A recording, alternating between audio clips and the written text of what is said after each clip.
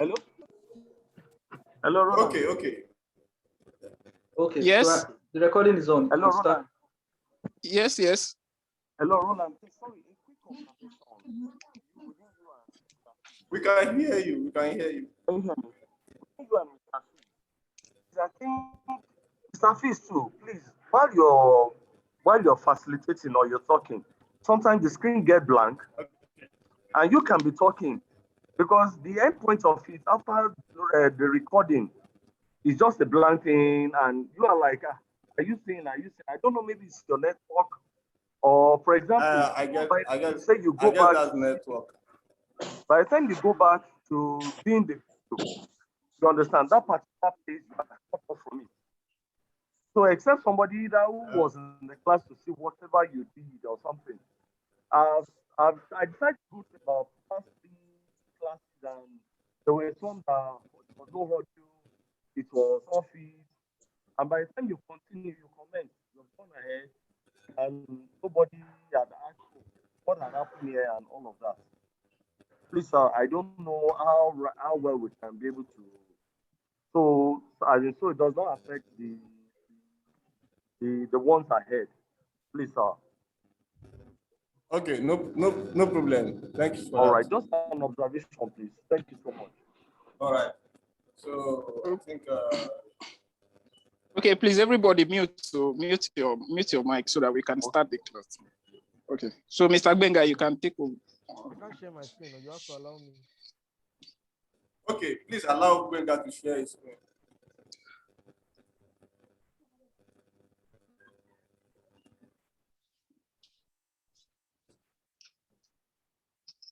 Hello, Kasim. Can you allow Benga to share screen?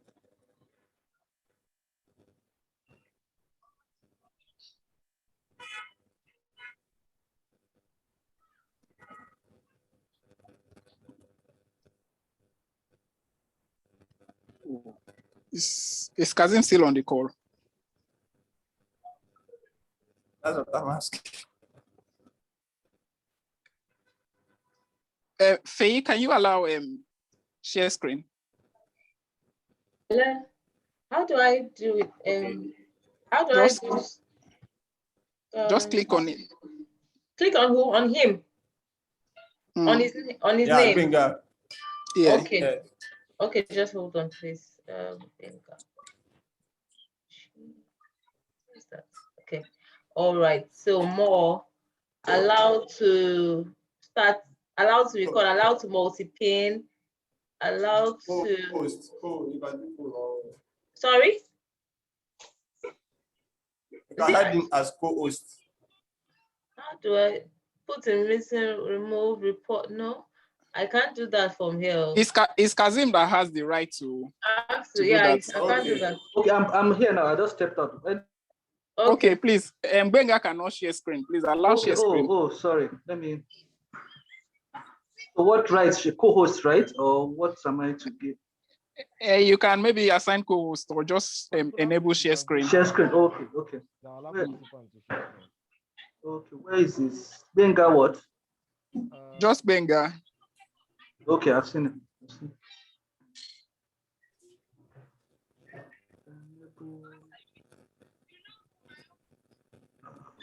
I'm trying to. It doesn't. The function is not there. Okay, I think I need to look for him on the screen here.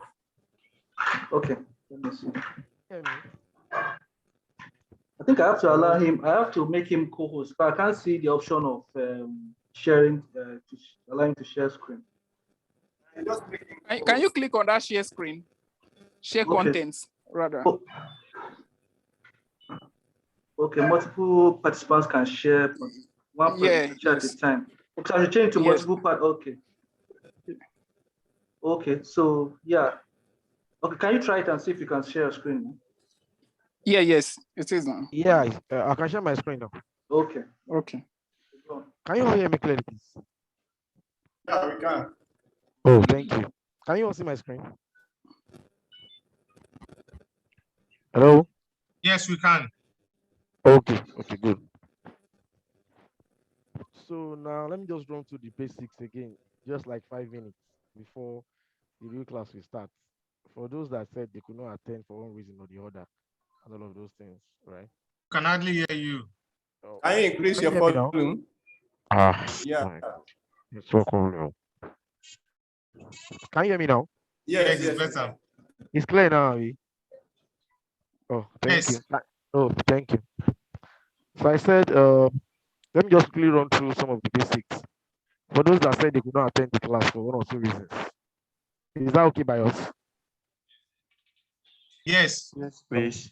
Okay, thank you. So now, we're going to understand the basic concepts like the what data analytics, what is data visualization, and what is business intelligence. We understand Power BI itself and its functionalities, and how to build a simple dashboard and also interact with it.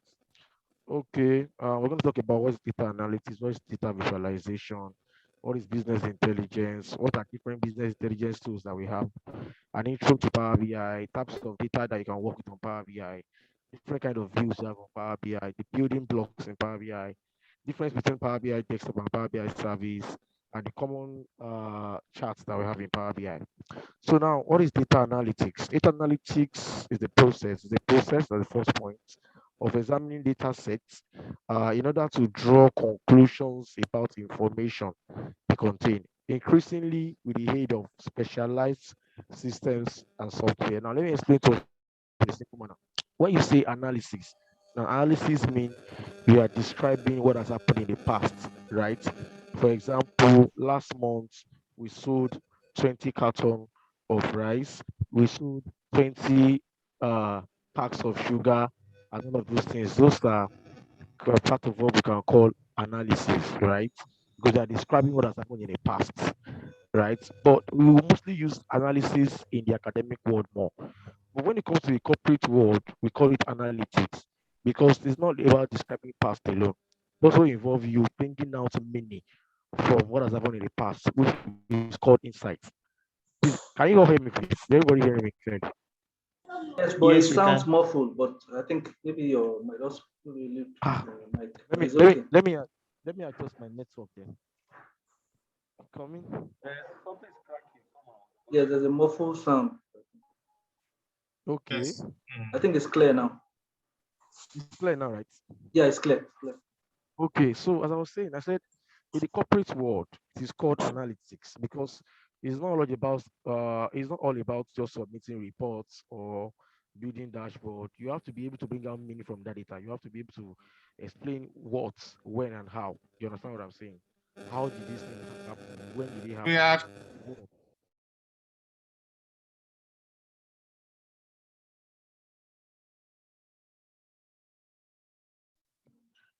Hello, Everybody. hello, Actually, hello, everyone. everybody. Yeah, we can hear you. We can hear Okay, you, Mr. Gbenga. Yes. okay, thank you. Go So, on. like, what, how, and when? When did this happen? How did it happen? Are you getting my point? Those are the questions we answer when we do analytics. So it's all about bringing out insight. But these are not things that you can do manually. They are softwares that actually do it. They actually aid the analytic process itself, right? Okay. Coming now, data visualization. I know you've heard the word data visualization before, and you might be like, what does it really entail? It's not all about just bringing out visuals, right? Now, for you to be called a data analyst or a business intelligence, it's one of the important skill that you need to have. It's one of the arsenal of a data analyst. You need to know how to visualize data, right? Now, what does data visualization actually imply, and what does it do, and why do we need to visualize data? Number one is that it provides stakeholders. I hope we all know what stakeholders mean. Investors, top managers, team members, it can be anybody, right? Those that are actually those that you are giving the information to, they are all stakeholders.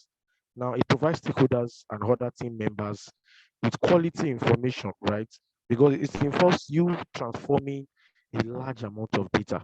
And these data mostly are intangible, right? They're intangible in the sense that when you have a data, you cannot just say this is what is going on if you don't analyze it, if you don't visualize it. You can't really pick out, okay, this is where we are growing, this is where we are this is where we are decreasing, and all of those things. So data visualization helps stakeholders with quality, because they need this information to actually, make better business decisions. So that's why it's important, for us to know how to visualize data as a prospective data analyst that we are becoming as soon as possible. So now, this mostly data are intangible when they are in their raw states. That's when you've not dealt with it, you've not, extracted, you've not done a lot of things with the data. You get, you've not brought out quality information, so they are just intangible. It's until you do all those things that you are going to see a lot of insight and all of those things from the data. So it involves you putting your data in graphical form in terms of understandable pictures. That when anybody sees it, they understand, oh, this is actually what is going on here. Is that clear to us now? So the reason for data visualization actually is just for us to make better business decisions, to make the right decision at the right time. You understand? So that we are not just making decisions based on what we feel like or what we are thinking that it should be this way. No, you are making the decision based on what we've brought out from the data. Am I clear to everybody, please? You can bring me back anytime you feel you don't get anything that I'm saying. Your speaker is a little muffled. Okay, you mean my audio, Abby? Yeah, I think it's from the speaker. Maybe you are too close to it, or I don't know. Okay. I'm not sure. Okay, what about now? Yeah, it's clear. It's clear, but you're not loud. It's better now, right? Yeah. So now, why data visualization? It is said that the human brain, from research, can say that the human brain cannot imagine or understand large amounts of numbers or text at once. Let me try out something here so that we can test this. Let me call Adedamola Akon. Are you there? Can you unmute him? Adedamola Akon. Is he there? Yes, I'll mute him. Hold on. Okay. I want to try something. Okay, I've asked him to unmute. Adedamola, can you hear me now? Is he there? Yes, I just asked him to unmute now. Should we call somebody else that is there? Okay. Maybe another person. Adesuwa Olamiji. I don't know if I'm correct with that name. Adesuwa Olamiji. Can you unmute him or her? I don't know. Okay. Yes, I've asked to unmute. Olamiji, don't mind me. Olamiji. Yeah, I want to try out something. From my screen that I'm sharing, I said that the human brain cannot understand a large amount of numbers or text at once, right? Now let's try it out. Now I'll call out a number for you now. Okay. Like ASAP, and I want you to repeat the same number like immediately. Okay. Right? Okay, if I say 4216719. 4216719. Oh, that's very, very short. I know you can remember that. Okay, let me say 17216789279. I'm closing my eyes trying to visualize the text. You have to visualize it. Yeah. So exactly. So that is how it is. Now the point I'm actually bringing out. Okay. You can put yourself back now. So the point I'm actually bringing out from here is actually that the human brain cannot remember a massive amount of numbers at once. The human. Hello, are you there?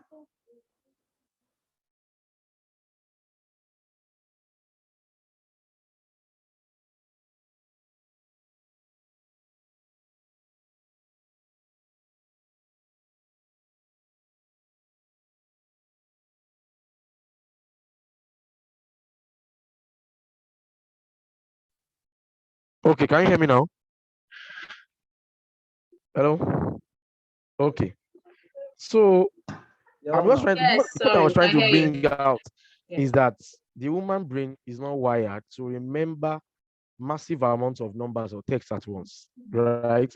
But when you see all this information in visuals, it's easier for the human brain to quickly capture whatever information you're trying to portray or bring out from the data. Is that clear to us now?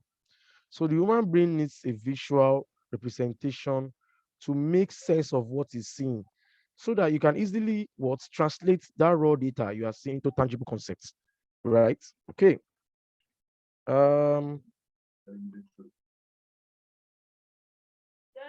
Now, look at what you're seeing on my screen. Can somebody read this out?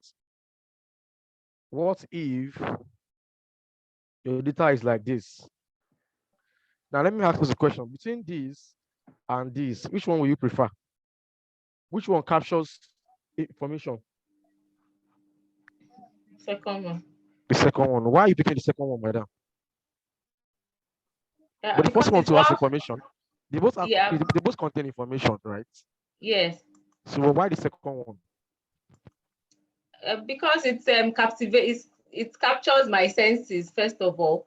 It's inviting and I can understand it better just at a glance. So So is it the beauty that actually that's capturing your heart, your no, mind? but really your pictures are more, I think captivating the than just the first one is just more like matrix, just bunch of numbers that and letters. Okay, can you actually make sense of this? What you are seeing on my screen? Can you really make sense of what you're seeing on the screen? Well, I just know it's about properties in different cities. Okay. More in Birmingham. Birmingham. Okay. Okay. But Yeah, it thank doesn't. you. Now, okay, thank you. Now the point is that this is better, right, compared to this, because this summarizes everything. Somebody is playing the music there. Sorry, can we? Okay. Sorry, I'm going to have to mute everyone. So just in case you're asking a question and nobody is replying, they will reply in the chat. Sorry. Okay. Just so that we can have order and yeah. Thank you. Okay. So now, the points that you are making is that this makes sense than the other, because with this, it's easier for you to understand the percentage of this, whether this one is meeting these targets, to check all these KPIs and metrics that we're trying to look at, right? This actually gives us a good representation of the raw data, the intangible data that we have, right? Is that clear to us now?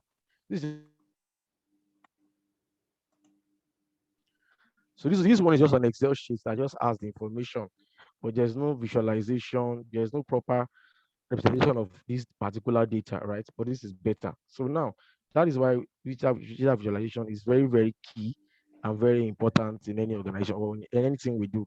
It makes it better for us to actually relate with what is going on. Okay. Now, I want to tell us that the concept of business intelligence is actually a little bit different from data visualization. But BI is, let me call it BI also, so that I can understand. BI is like the bigger picture, where data visualization is under it, kind of. Now, this is the way it is. Now, business intelligence is a technological driven process, right? The process that starts from you collecting the data, analyzing it, cleaning the data, delivering actionable information from the data, all of these processes, visualizing it and everything is business intelligence, right? So data visualization is just like a subset of the BI process. Is that clear to you now? Now, business intelligence is a technological driven process for analyzing data and delivering actionable information that helps executives, managers, and workers make informed business decisions.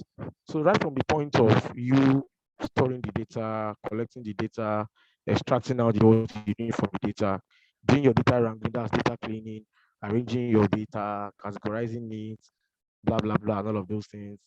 Then bringing out insight from it, visualizing it, and making better business decisions, making this information known to the business managers, those that decide this and that in the company, top executives. So all of this process from the beginning to the end is what we call business intelligence. It's all about bringing out insights, bringing out quality information from your data. I don't know if it's clear to anybody. Any question before I move on? Anybody, any question? So business intelligence as a process involves the use of technology, that is use of applications, softwares, programming languages, depending on your organization and what the organization require you to use. Is that clear to us now? So the ultimate goal of business intelligence is to drive better business decisions. There's what they call competitive analysis. Everyone as a competitor in one way or the other, there's somebody somewhere that is doing what you are doing or is doing better than what you are doing presently. So you have to always find a way to do better. So, but from the data you have, or from the data that the company or organization is generating, it's easier for them to actually know their strengths and weaknesses, to know where they are currently are. Are they doing well? What area are they not doing well enough? Do they need to work on marketing? Do they need to work on branding? Do they need to work on product management? Do they need to work on logistics? And all of those things. Do they need to employ more staffs? Do they need more hands? All of this information are being generated by organizations every day, and they need someone that can work well with data, that knows how to, bring out all this insight, that knows how to interpret, that can tell a story with the data, right? Now, the ultimate goal of BI initiative is to drive better business decisions that enable organizations to increase revenue. The ultimate goal is to increase revenue. Every company wants to increase revenue. Every organization wants to do better in terms of revenue, in terms of profits. So the ultimate goal of the business intelligence process is to increase revenue, to improve operational efficiency, and gain more competitive advantage over other business rivals. I've explained earlier, right? So to achieve the BI goal, what do? We incorporate analytics, which I explained before, data management, and also reporting tools, which are the softwares, plus various methodologies for managing and analyzing data. For example, let me just give you an example of what they mean here. For example, when I was working in Nigerian Brewery, the kind of metrics, they measure, the kind of KPIs they measure in their route to market departments differs from what they do in other companies, right?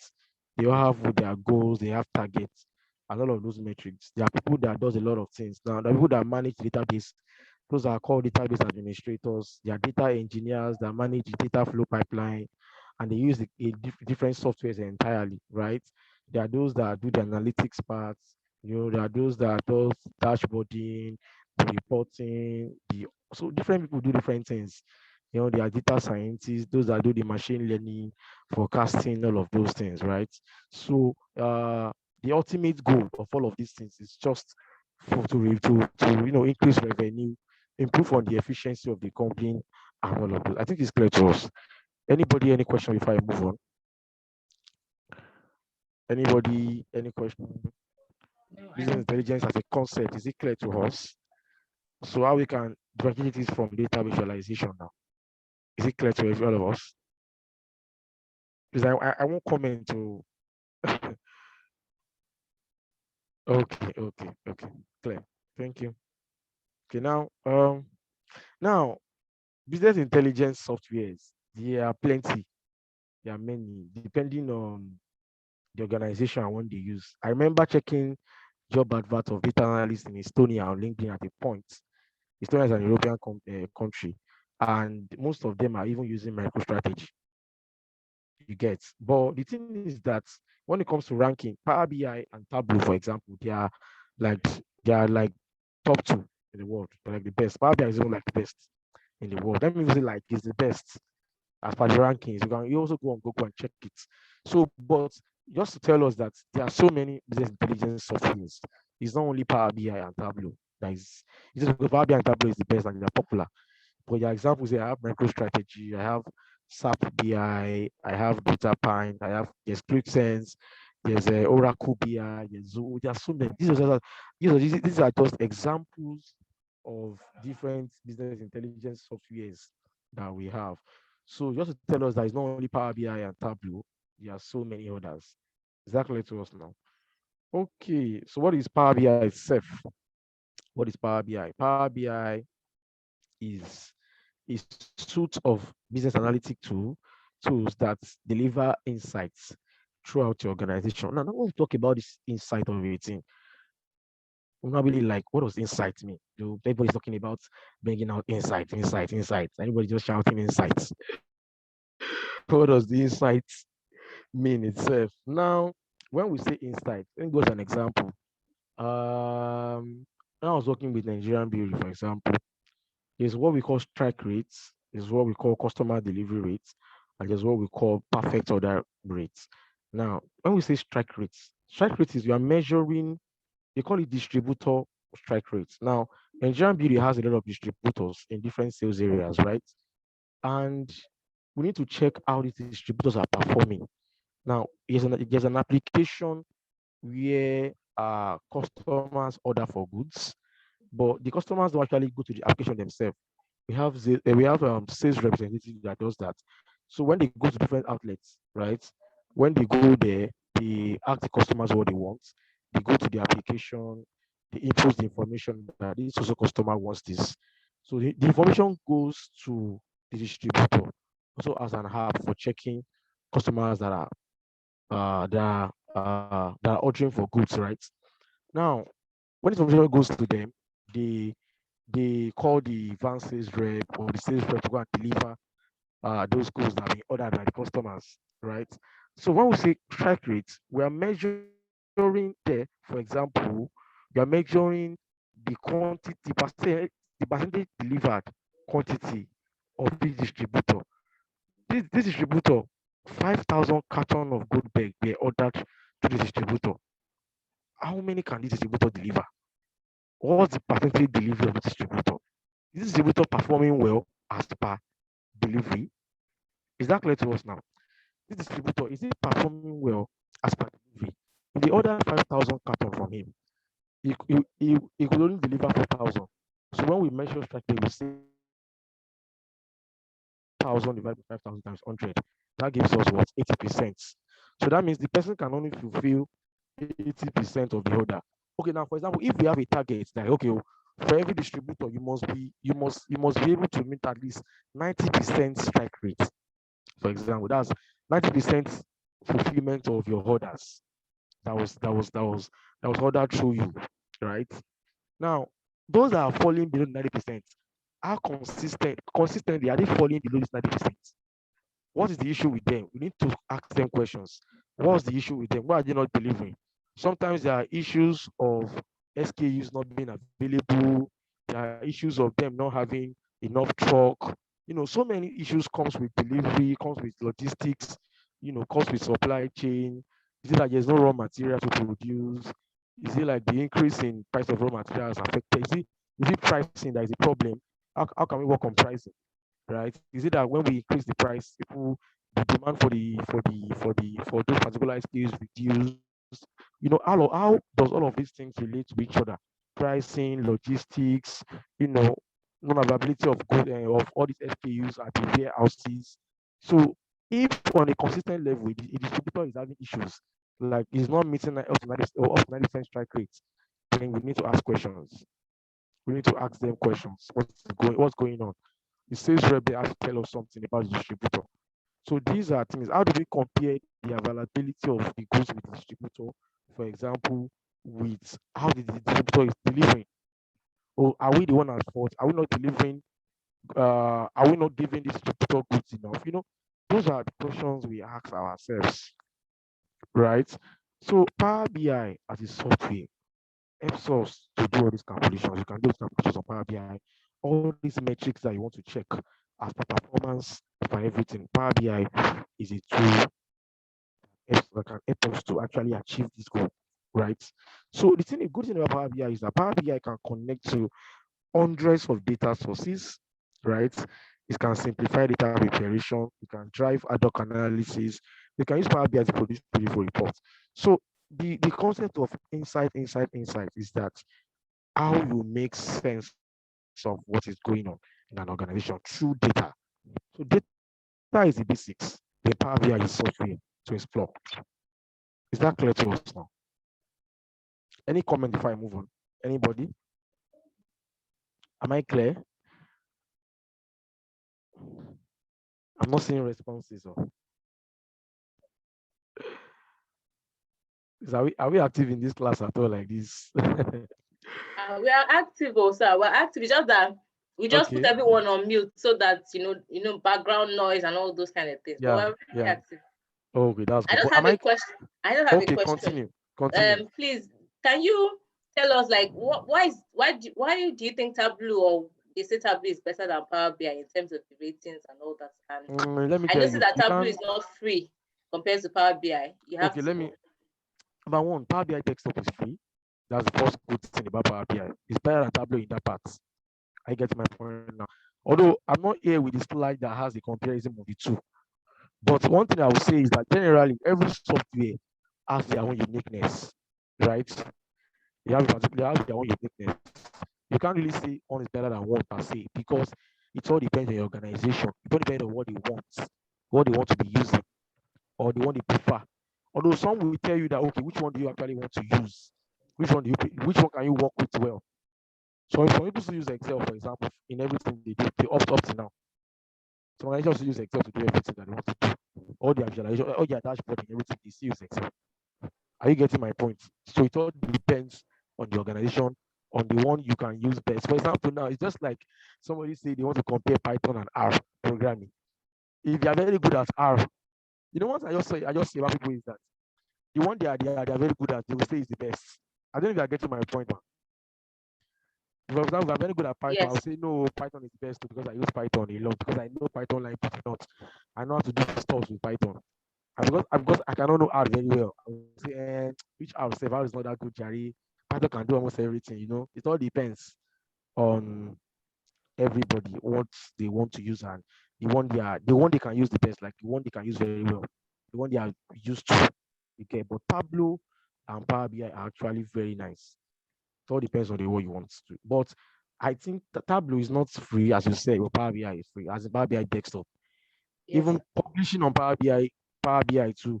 I think they'll just give you like 3 month trial for a start, and after that you have to start paying. Exactly. I don't know if I'm making any sense to you. So that's it. Okay. But the Thank you. slide is the slide that compares that has a detailed comparison of the two is not here with me. I will have shared it with you. So you can just go through it. But Power BI is, I think for me, is the best. Still the best.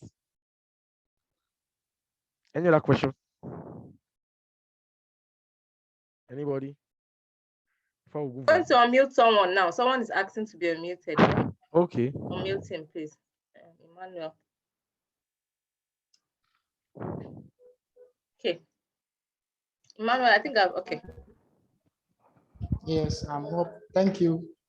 All right, I want to ask the question I asked on the group before was, if you are working somewhere or you work somewhere now and they use a different software from what you know how to use, or let's say you are using Power BI and they're using that in say Pablo, or so is it that that you use continue using your own, or can you build up that one too so that you can work better with them? Can you come again? At the point, your voice was kind of. Okay, my question is, if I learn how to use I'm learning how to use Power BI now, and I get to work with some other organization, and they use a different software entirely, do I need to learn the new one, or tell them this one I'm used to, and they get it used like that, or is there where I can incorporate? Well, one thing that I know is that I believe that before you apply for the job, I think you will have seen that in the job description. You understand? Okay. Sometimes the data analyst manager or whatever, the team lead will have informed you that okay, this particular position. That's why it's always good to ask questions when you go for interview. You ask them, what are the tools that you use here? You understand? So that you know how you can fit in. The good thing is that assuming, for example, they're using Power BI, you know Power BI and they're using Tableau. The good thing is that every organization will always give you a time, maybe mostly like 2 weeks or 1 week to go and before you resume finally or something. So since you already know a tool, I think it will be easier for you to relate well with the other two, because at least you already have an idea. So if I were you, if I'm that kind of situation, what I would just do is that I will go online. If it's to do a 1 week sleepless night, I will not sleep, to just understand the other two, how it works, how to use it, how to drag and drop, all of those things. I will I will just do something. But I will not say because of I've not used it before now, I will not give up on it, that okay, I won't take that job because of that. And the good thing is that when you enter an organization, there's always somebody that is using it that you can actually just claim to say, bros, I beg you. This thing, although I'm very good at Power BI, but this tablet is kind of new to me. Please, can you guide me through? There's somebody to, say, okay, use this is the way you do about this.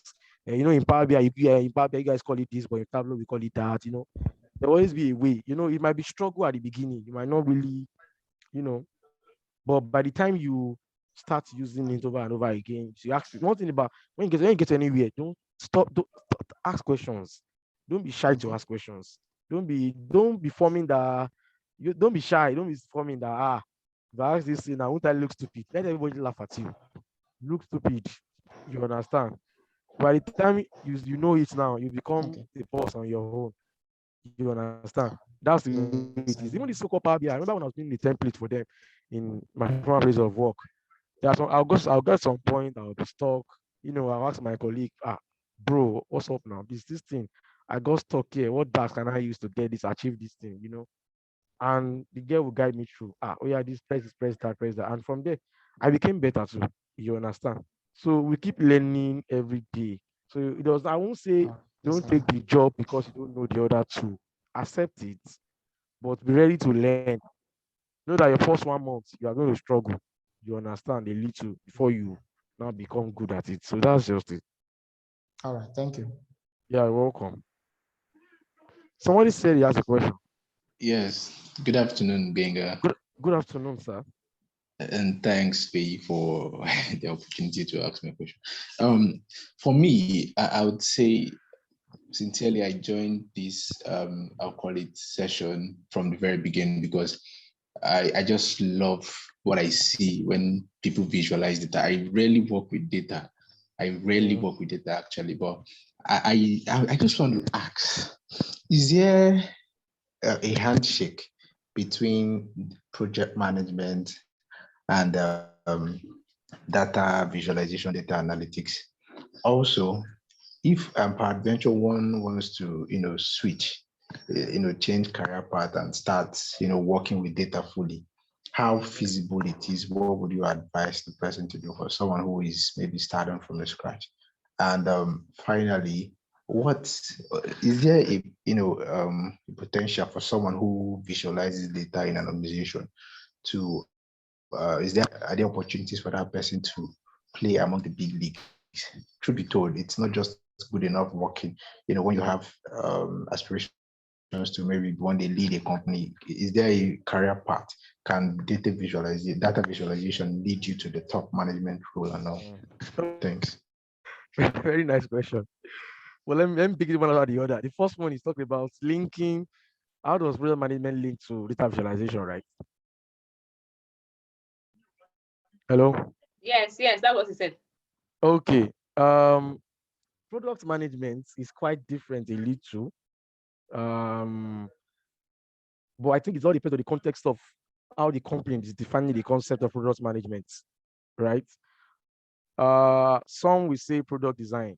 I think that has more to do with when you talk about UI UX, user interface, user interaction, right? We want to build an application, for example,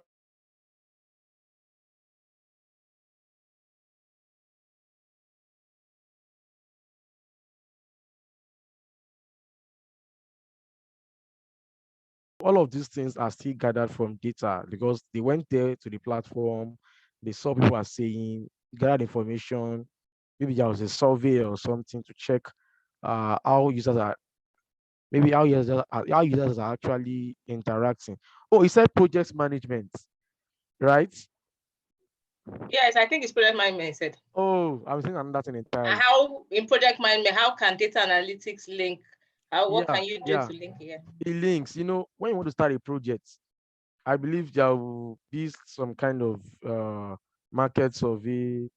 This is what we want to do here. You gather information from people, what's their opinion about this, and all of those. For example, I'm just giving you an example.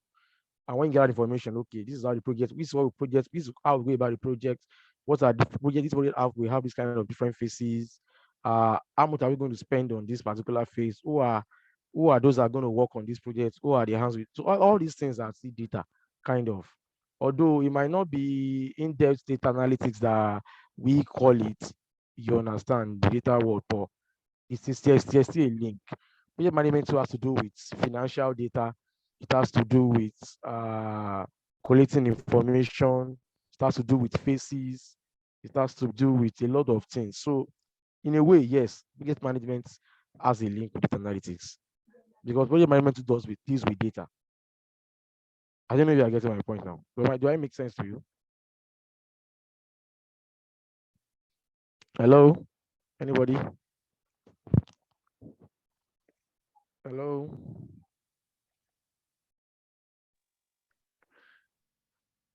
Okay, okay, okay. Then second question. If Joker is saying I don't understand, what's it that you don't understand?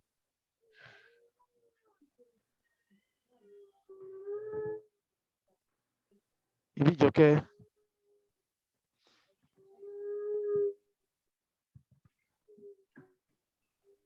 no, what I said about the project management part is that project management involves finances, it involves phases. That is, when you have a project, you break it down into phases. Sometimes it involves market research, it involves gathering information about people's opinion, it involves getting the right people to do the right job at the right time, it involves strategy, a lot of things, and all of these things still are data. So in one way, project management links up to data analytics very well. Is that clear? Yeah, some question I asked. We asked about the prospect of leading. I don't understand that. Can you repeat that question, please? Oh, joining the management team. Yeah. Okay. Let me tell you a little bit about my own story, how I became a data analyst. Yeah. So this is it. So I just encourage everybody to. I'm not a boss yet, but I'm still a small boy. So the thing is that I graduated from UI 2015. I studied sociology. I know it has to do with just society, behavior, ethnocentrism, Karl Marx, functionalism theory, Socrates, and all of those big theories around. You get so fine. After graduating 2015, 2014, 2016, and 17, I did my NYC. I got some very crazy jobs, very nonsense pay. Life was hard. So it was like that, like that, like that. So until a particular year, a friend of mine came. He got a job with Union Bank headquarters at Marina, Lagos. So he told me about that he met a guy, that the guy is a data analyst and the guy is earning 900,000 per month. I was like, what? Data analysis? What does it involve? What does it even mean? Like data science, all of those things. So I went online because then I was thinking of let me just go and do my master's, Jerry.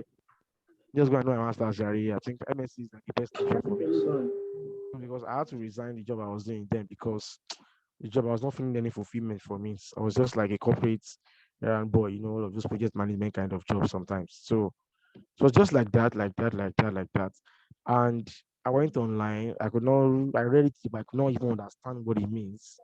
I was just in data science definition.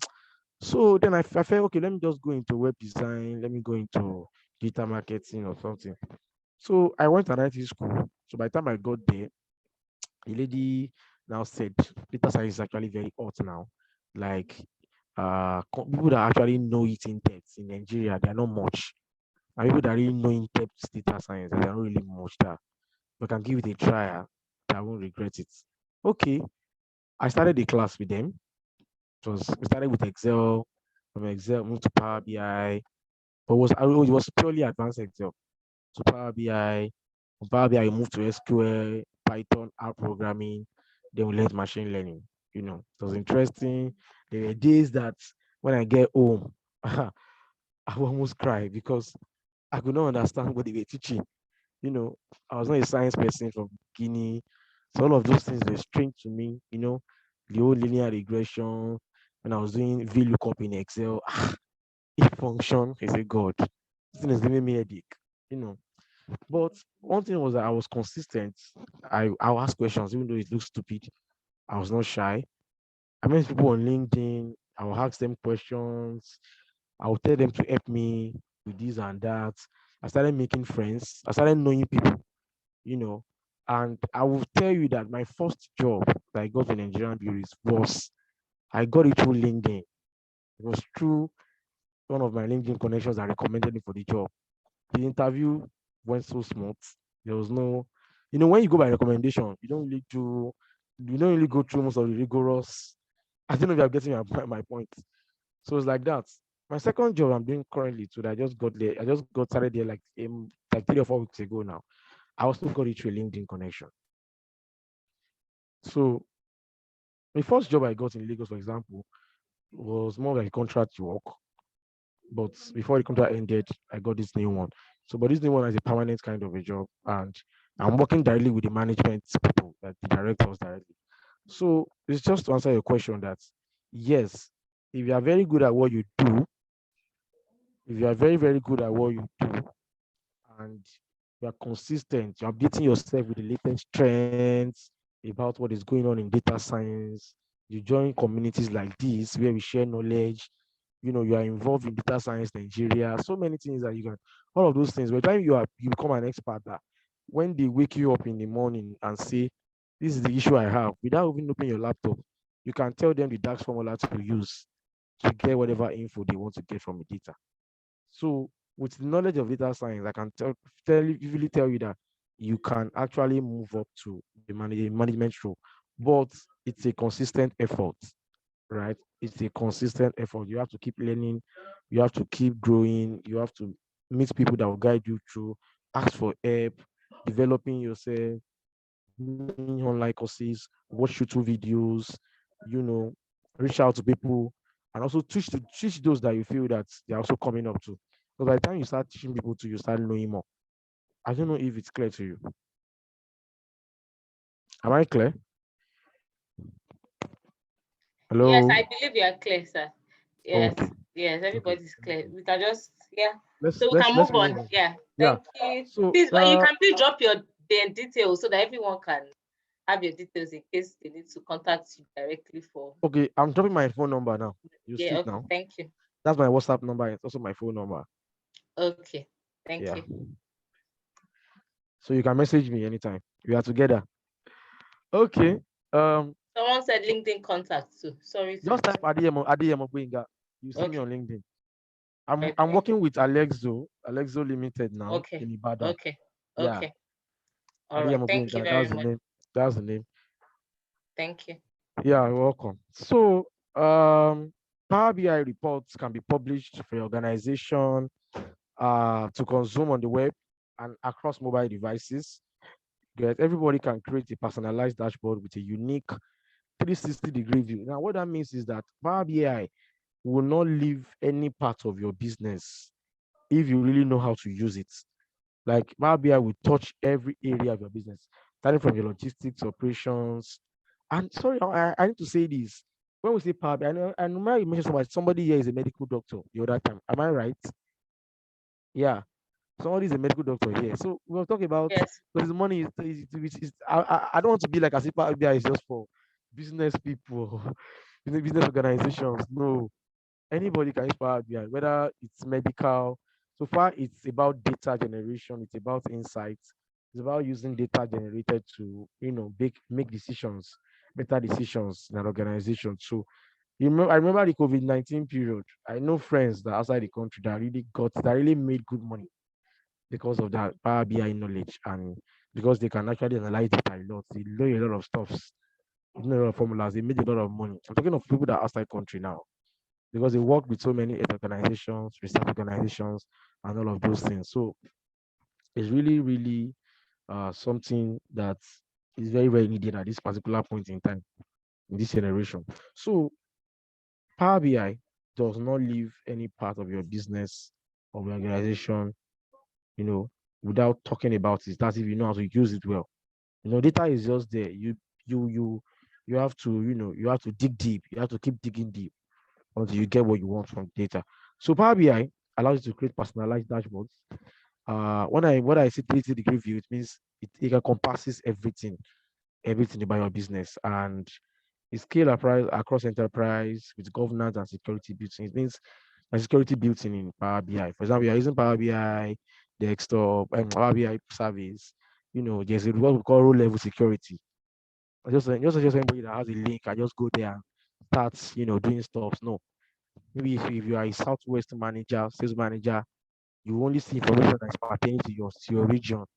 So all those things are security built in Power BI. Okay, so let's move to the next slide. Types of data that you can use in Power BI is file data, database data is the Azure data, online services, other data. I'm going to show you everything when we get to the interface part. So this is how a report view looks like. Look at this, seeing different visualizations there, right? Okay. Types of view you have in Power BI. We have the report view. The report view is where you see all your visualizations, the tiles, the dashboard, everything is under report view, right? Data view is where you see your table, the table that is connected to that particular Power BI. You see the table, the way it appears in Excel, rows and columns. You see there, you see that in Power in data view, and in relationship view, also called model view. Yeah, that's where you do all your data modeling. We are going to do that today. We're going to show you how you can model the data. That is how you can create relationship between tables. There's what they call fact table, dimension tables. I'm going to explain everything when we get to the practical part of today's class. Okay, I'm just trying to be fast because of our time. So now we have building blocks in Power BI. I don't know if Afis has explained this to you before, but even if he has done, let me just talk about it again. So now the first thing is you need is data sets. Whether it's on the web, whether it's from where, whether it's on the cloud, whether it's on premises, whether it's it can be anywhere. That can be anywhere. So first thing you need is data sets, right? Now from data sets, you build visuals, right? Pie charts, clustered bar column charts, card charts, what's it called again? There's so many charts. Axis, this one, that one, plenty chart like that. So all of these are the visualization parts. So you visualize the data, gauge chart is there, table chart is there. It all depends on you. Donut chart is there. So different kind of charts. So under that, we'll talk about the visualization part. So that's where the visualization comes in. We'll talk about the charts. Now, tiles. For every chart, there's a tile, right? That tile is like the square white line that you see around your charts. That's where your visualization is. That's where your visualization is. That's where it is like captured. Is inside the tile, right? The tile is like a square. When we get there, I'm going to show you. When you click on the chart, you see a white line around that chart. That's the tile. That's where your chart is being captured, kind of. So now when we get there, I'll show you. So from tiles, we have reports. Reports is when you have different visualizations on a page, right? You call that report. Then the dashboard part is where you have the most important metrics that you are measuring. So the page that has the most important metrics is the dashboard. Is that clear to us now? From data sets to what? Visualization, to tiles, to reports, then to dashboard. Before I move to the next slide, is it clear, everybody? People should comment to I like people that are active. I'm only seeing somebody talking with two people now. Yeah. It's clear. Okay. Okay, let me come again. I said the first thing you need, the building blocks of Power BI, you need data sets. That's the first thing. You need data sets, followed by visualization. That's your chart. But inside your chart is being engrossed in the tile. The tile is that four-corner white line that when you click on, when you take your cursor to the chart, you see it, right? So that means your visualization is inside that tile, right? Now you have a combination of different tiles now that has visuals. That is reports. When you have a combination of different charts inside a page, is the reports, right? Then dashboard is now that particular page that shows the most important metrics that your company wants to measure, that they want to see. Is that clear now? There are so many visualizations, but the most important ones is the dashboard. Okay. Somebody is saying I'm taking the little bit different from Mr. Hafiz. Is there anything? No, I think you are clear. I think what he just means is that of course, there are different approaches to teaching, and we're merging both of them, which is good because it's consolidating what Mr. Afis has said. So I said please before. go on. Okay. Yes. Okay, thank you. So now Power BI desktop versus Power BI service, right? Power BI desktop is a complete data analysis and report creation tool you can install for free on your local PC, right? It includes the query editor, what we call Power Query in Excel, it's still the same thing. Query editor in which you can connect. Oh, something I didn't show us. Sorry, I skipped that. Yeah, these are the four things that make up. Sorry, I skipped this. These are the four things. These four things you are seeing down here in the blue boxes here are the four things that make up Power BI. Because Power BI is like a combination of features from Excel. Is that clear to us now? So Power View, please, have you heard of Power View before? Anybody? Power View? Please, I need responses to response. Our time is fast spent. Our time is fast spent. I need responses. Power View. Anybody? Have you used it before?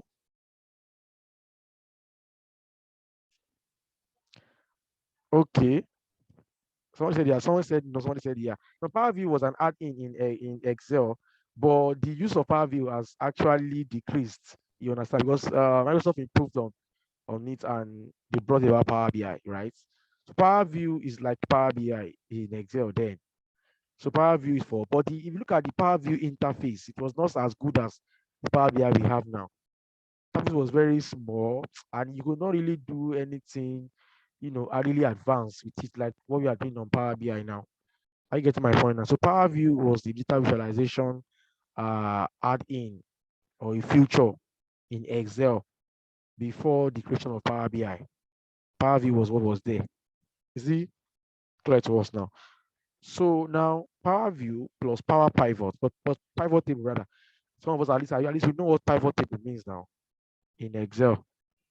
Pivot table is a tool that helps for quick summarization of what you have in your data. Pivot table is part of Excel. It's an Excel tool. Power View, pivot table, Power Query. Yeah, Power Query. I know some of us that use this Power Query for maybe data modeling before. Or even if you don't know it, at least I'm saying it now. Power Query 2 is an Excel feature, right? You can do a lot of things with Power Query. You can match data. You can filter out a particular content in a table with Power Query, and there's Power Pivot too, right? All of these four things are what makes up uh, Power BI. Okay, so let me go back to where I was before. So I was comparing Power BI, this is Power BI service. I said Power BI desktop is a complete data analysis and report creation tool that you can install for free on your local computer. It includes the query editor, in which you can connect to many different sources of data. You can combine data together, right? That's what we call modeling. That's what we're actually going to do today. And you can create your data model. You can design your reports based on the model that has been created. The Power BI desktop, okay. Now, Power BI service is different. It's a cloud-based service. It supports light reporting, editing, and collaboration. That means you can edit on Power BI service too, but likely you can't really do a lot of massive editing on Power BI service. Right now, the good thing is that it allows for collaboration within team of people and organization. You can connect to different data sources in Power BI service too, but data modeling is limited on Power BI service. So you have to actually understand all these basic differences between the two of them. Now, most Power BI's report designers who work on business intelligence projects, right, use Power BI desktop to create Power BI reports. Then they use Power BI desktop to create reports. Then they now use Power BI service to collaborate, distribute, and publish the reports. You see, is that clear to us, please? So that's the difference between the two. Okay. So Power BI components, you create interactive reports. Oh, sorry. Create interactive reports. You publish, and the top management and stakeholders consume. Okay. So look at the kind of chart we have here. We have bar charts.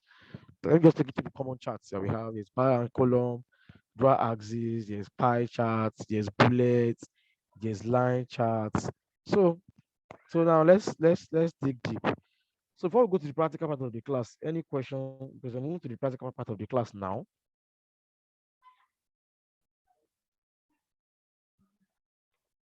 No questions, sir. Okay. So can we all launch Power BI now?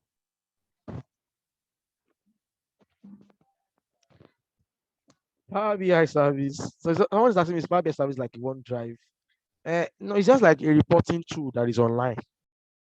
It's cloud-based, right?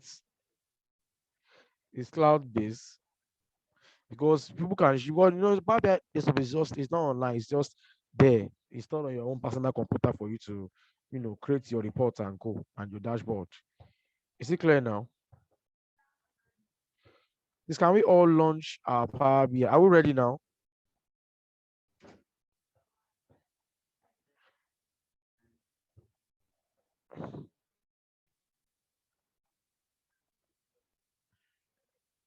Can we launch a Power BI desktop now? Are we ready?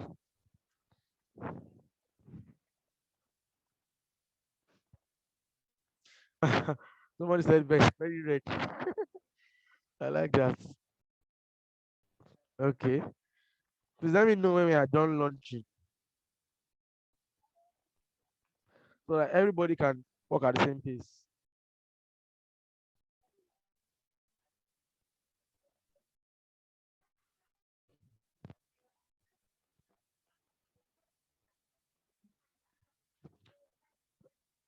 Okay.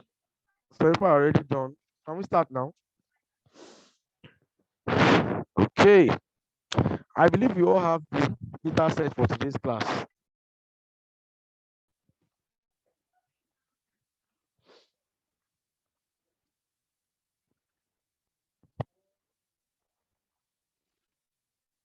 Okay. Now I know Hafiz has taught you how you guys can bring in some said don't have it to host, please send it to the chat. Mr. don't have Kwenga, which data data set. set? What's the name? I've not. We Which have one? some data sets, but which one? Is it Which one are we HR using? data, There's Superstore? one HR master. Okay, we have it. We all have, yeah, we all have. We have it. Okay. Everybody has the data set, Abby. Yes. Okay. So what Hafiz has taught you guys, let's import the data inside Power BI now. So get data, Excel. My own is my download folder. I double click it. I see my navigator. Power BI is connected to the Excel file.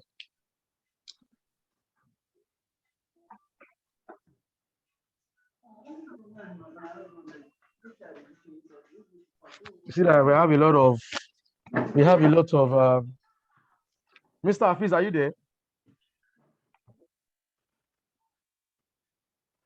Is Mr. Hafiz there? I don't think he's here. I think he has gone. Oh, he left the class. Maybe. Let me check. Oh, I don't. Yeah, I think he has. Is there? He has left. He has left. Oh. I was about calling him because he's my boss. So in case I get stuck, I'll just call him. Oh. Oh God. Okay. So there are so many tables and range we have in this data, in this particular Excel sheet. So have you guys worked on this particular Excel sheet before? Yes, we have. We have using it in Power Query, rather than on Excel, using Power Query, Power Pivots, and all. Yeah. So you guys have done Excel before now, for this Power Yes, BI? we have done it. Yeah, we did Excel before we moved to Power BI. We just started with Power BI. How come I missed that part, man? I really love teaching Excel. I know. Okay. But I'm sure if anybody has questions, you can. I believe you'll be able to. Of course. Help other people. I even prefer teaching Excel than teaching Power BI. Okay, so we did it in Power. We used it for Power Query and Power Pivot. I don't know if it was clear to everyone, but there's a video on that. So Okay. yeah, but we don't. I know most people didn't understand the relationship part, which is create relationships. The modeling part. Modeling, yeah. On So Excel. yes. I think it's more actually it's more stressful on Excel, Sha. Okay, than Power BI. Yeah, on Power BI it's actually very easy. Okay. On Excel. I think if you can teach both ways, so that just in case some people don't have Power BIs in their offices, or maybe they are not using it. So if they have Excel, we are together anytime. okay.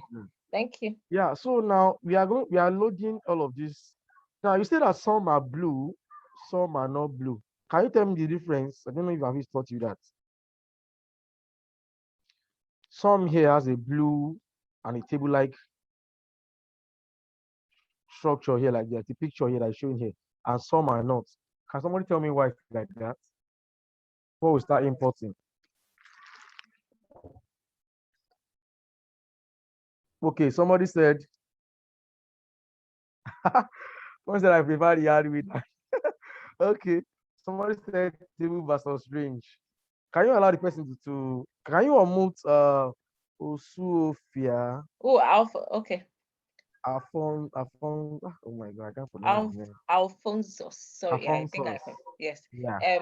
What's his name? Also Alfonso. Yes. Okay. Alfonso. Okay. Can you send this particular data to Colade? Said does not have it. Colade needs data, please. HR master. Host, please do okay, it's on data analytics resource. I would let him know. Okay, sorry. Explain what you were saying, Jerry. My other. From all indication, the ones highlighted in blue are more like tables than the ones that are just that are not highlighted in blue. They are more like a range of data. So I use the word more like. Is it no more like table?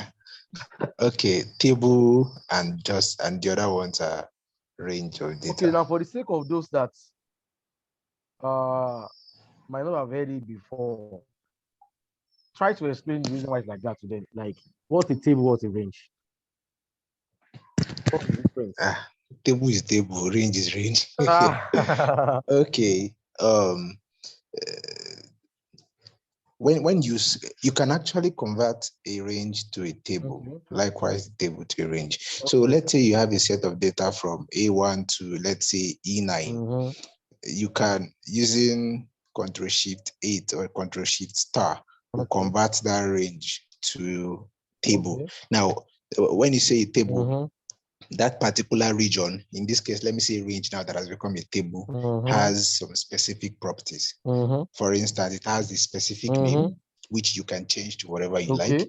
You can also make some edits. You can, filter and make some other few edits. If you go to the top where you have the row headers, if you don't turn off that icon, that arrow icon, you can click on it and make some adjustments to it.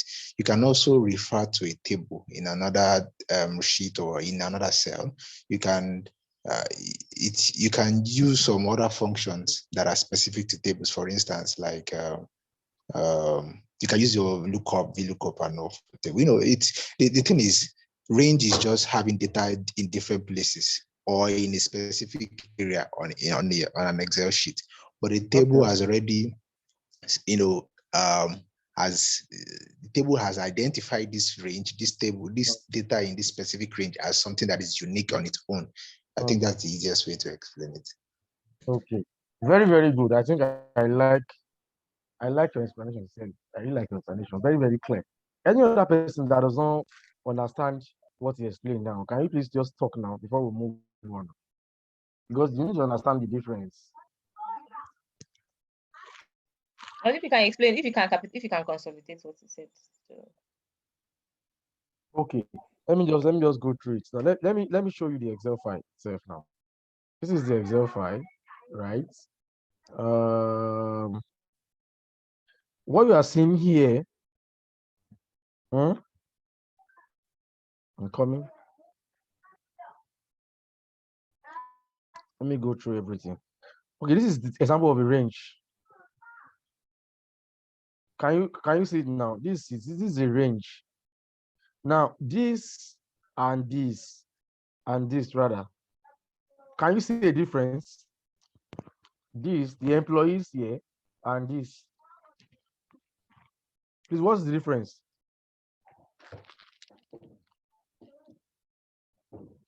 Anybody? Anybody? Hello? Okay, one has the header and the other does not. Now let me, for example, let me convert this. If I want to convert this to a table, I'll press Ctrl T. Sorry, I press Ctrl F mistakenly. I'll press Ctrl T. If you ask me, where is the data of table? It's already captured that. Now my table has headers, mean all these are the headers, right? Are the column title.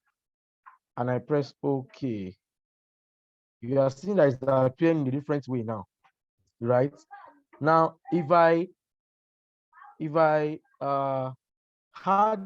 connect this particular table to my Power BI and I refresh my Power BI, if I'm adding anything to this, automatically my Power BI is refreshing and getting the info being added. Is that clear to you now? Is that clear to all of us now? This is a table. This is a table now because I converted this range to a table. So that's the difference. Before, it was like this, just range. But before I do Ctrl T and I press OK, I have a table. Power BI will actually connect to the two, but when you're adding more data to the table, automatically, as you are refreshing, it's adding the data back. It's adding the information to Power BI immediately compared to a range. That was only range too, but it happens faster when it's on table than in range. Is it clear now? Somebody say, how can you convert a table back to a range? Now, if let me show you that. Control A, I go like this, right? It's on table now, right? Now you see the option of, if you are in Excel, for example, you see the option of convert. You just click here on your table design. Click here, you see convert to range. Then you click on it. It's convert. Do you want to convert this table to a normal range? You press yes. Convert it back to a range. Is that clear, Faye and Ibijoke? Is it clear?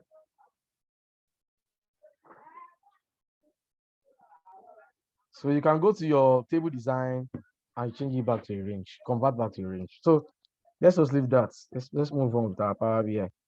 So I want us to load all of the sheets here and the tables here into Power BI. So check everything. Check all. I think the data is clean enough. I don't think we need to really do any data cleaning per se. I don't think so. Okay, we are going to do data cleaning now because this age group part is having some no.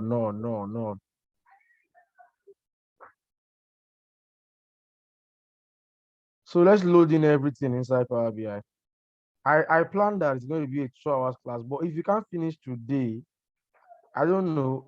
Host, can people join tomorrow? Sir? Oh, tomorrow. Can people still join tomorrow? I believe after church? If anyone wants to, it can be voluntary, but it's just that, I believe, I don't know if anyone is up to it, I can join depending on the time. But if Okay, nobody can join, let's have a consensus. In case we didn't finish this class today, can we have it tomorrow? As in, instead of waiting till another next Saturday week again. Yeah. How much? What time will be? What times do you have planned? Anything after church is okay by me. Church happens at different times. Oh, so after church is relative. Okay, let's say maybe from 4. Like, yeah, because everybody wants to do Sunday rice and all those things. So so maybe 4. Please, let's have a consensus. Is 4 okay by everybody tomorrow?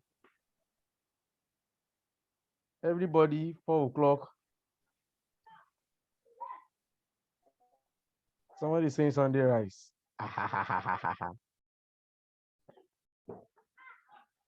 Okay, you know what, hosts,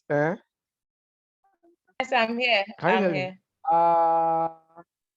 I think this discussion will not be for the class here. So I think you'll be the ones to do that after the class. Okay. Okay, maybe just Yes. put it on Slack, Abby. So anything, yeah. So anything you're concluding, just let me know. Whether it's a no, whether it's a yes, let me just know. So that I won't use that to Okay. delay the class. So let's Okay, move. that's fine. So let's move on. Okay. So it's loading. Check all the tables and range you have in this workbook, and let's go to transform. Let's go and clean the data. If there's anything we need to delete, please let's delete. So that takes us to our Power Query editor, right? Are we all there? Are we all there? Hello, everybody. So now, I don't know if Afis taught you anything like fact and dimensions table. Did he? Hello? Power dimensions table, did you say, sir? No, I said facts tables and dimensions table. I think he mentioned, yeah, he did mention it. Yeah. Okay. Fact table, dimensions table. Okay. Now, so this is an HR data from what we are seeing. So the different sheets we have here contains different information about the employee of that particular organization, right? If you go to the age group, for example, let's start from the age group. Age group is just like labeling. This is a dimension table. So it's labeling that if you are below 30, you fall under age group ID 1. If you are in age group ID 2, those are for those that are within the age range of 30 to 49, right? And also if you're in age group ID 3, those are 50 above. The next one, the department dimension table. Let me explain what the two means. Maybe as I've done it before. Let me just explain it again. Hello. Yeah. Hello, Benga. Sorry, a quick one. This Yes, very sir. particular thing. Somebody asked last time from Afiz. Okay. I used 2019, same person asked to, and that dimensions is not Hello. up as is. Yesterday night, I was even stuck at this very point where you are doing. I loaded it. Can you hear me? Okay, I can hear you. Hello, Benga. I can hear you clearly, sir. Hello, Benga. It's clear. I can hear you. All right. Benga, please, sorry. This particular thing, yesterday, I struggled until I got hung on it. The dimensions part is not, I used a 2019, but it's not there. When I loaded at a point to the Power Query to transform, after having transformed, the thing will just go back that, okay, insufficient to be able to load, as it to continue, error, and couldn't process. Sorry. What's your system? One further. What's your system spec? I'm HP. 64 gig RAM. You said? 64 bits. What's the RAM? 64 bits. What's the RAM? The RAM is 6. I'm planning to increase the RAM. Is 6 gig. 6 gig. Let me tell you the actual beta shoots. Power BI. All right. Okay. Needs at least 8 gig RAM. No, I'm saying that anything less than that will not work. Don't get me wrong, please. Okay. Don't quote me anywhere. No, better. Better now that you've clarified. When I was in MB, I was using a 4 gig RAM before. But my Power BI used to hang until I now added 4 gig RAM to it again, making 8. But it was just jumping. So you now to increase it to 10 or something. No, 8 is okay. 8 is okay. I intend to do that. I'll do that really. Thank you so much. Do that and see the difference in between, because Power BI, it asks a lot. So, but if you use at least 8 gig RAM more, you will see the difference. You understand? Right. Thank you so much. What you were saying about dimension and fact table, it's just like a concept that we use. It's not like it's a table name. You're not getting. I don't know if you get what I'm trying to say. It's not like the table name. Fact table is a table that contains all the information, right? Now, dimension table are a subset of what you have in the fact tables. Are you getting my point now, sir? Okay, I'm going to show you the fact table that we have here. The fact table that we have in this year is this employees here, right? Are we all there?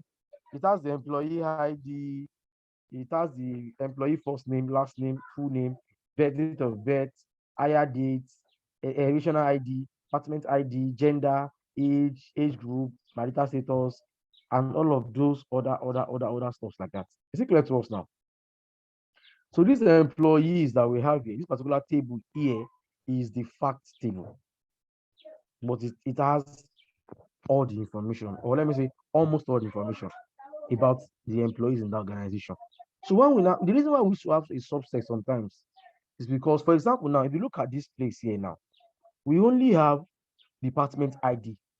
Now every department we have an ID, but we don't know the particular department that this person is here. We only have a department ID. But when we now go to the department table here, we are going to see the ID and the department. I don't know if you are getting the point, sir. So the department table, for example, is dimension table. It's a dimension table because it's a subset of the fact table. I don't know if I'm making sense to us. So now from the dimension table of this department table now, we can actually, someone is saying, why can't we have it all in one table? Yeah. Sometimes you don't have it all in one table, or the table will be too large. Is that clear to you? Okay, the table will be too large if you want to have everything. So there must be something that is that can connect both tables together. In this one now, we have ID department. In the fact table, we don't have it. We don't have the department, but we have the ID.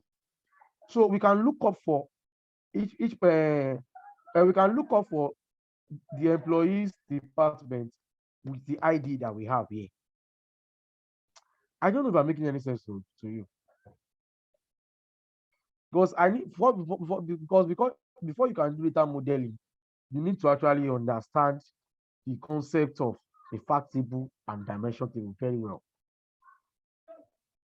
So fact table encompasses everything or almost everything, while the dimension table is just like a subset. Now, if you look at this now, go back to the employee table now, you are going to see, I'm coming on, you are going to see education ID. Now, let's go to education. We only have the ID here. By the time you go to education, you're going to see the ID. And so when you know that anywhere you see one, you are returning master's degree. Anybody that has a Edu ID as 4 or 5 actually has diploma. Is it clear to us, please? So this is where data modeling comes in. You can look up for a value of something in another table entirely, because there will be something unique that is connecting those tables. Here, the ID is what is connecting them together. For those that use SQL before, you know what they call primary key and foreign key. The primary key is what's connecting tables together. It's a unique value, a unique ID connecting tables together. So all the IDs you see in the fact tables are the ones connecting to all these other dimension tables. Is it clear to us, please? Hello, I need responses. Oh. I don't want to be assuming that everybody is clear. Oh, clear. Someone said it's not clear. Oh. What's that? Oh, clear, pa. Okay. What exactly is not clear? That's from Colady.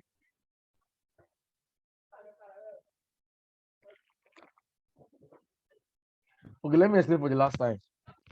Fact table. The only fact table we have here is these employees.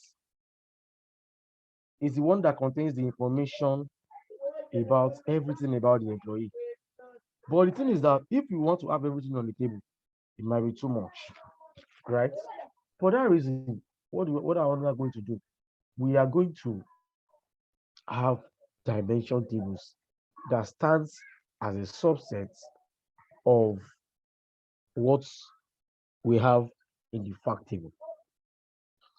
Just like now, you have a family that has 5 children. The family coming together is the fact table, right? Family coming together is the fact table, right?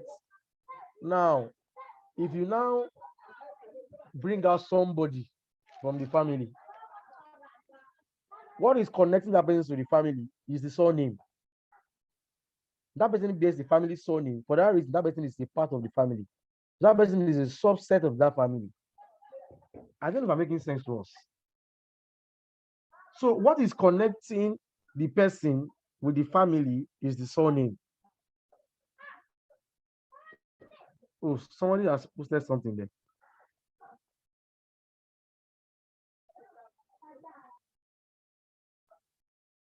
I think Hafiz is back. Oh. Mr. Hafiz. My volume is on the highest too. I think your volume is fine though. To me, but I think to everyone, because if not, we have complaints since. But I think you're okay. Okay. Mr. Oga Hafiz, can you hear me, sir?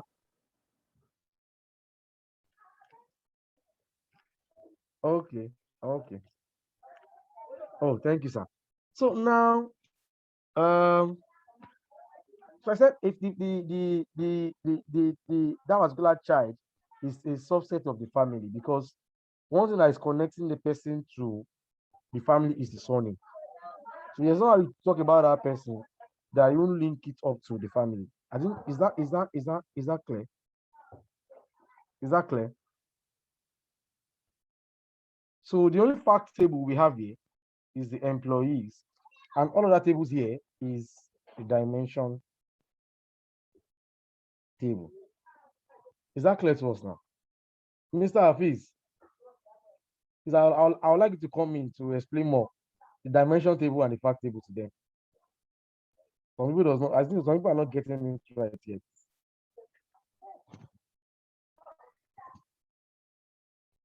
Mr. Hafiz, are you there? Oh, is he in this class? I think he is. Well, I'm not sure, but I think so. But I think you can go on. I should go on. No wahala. Yes, No wahala. we're getting you. And okay, yeah. no problem. So let's check the tables one by one. Let's see if there's anyone that has issues. Okay, this one is okay. The employees one is okay. Education is fine.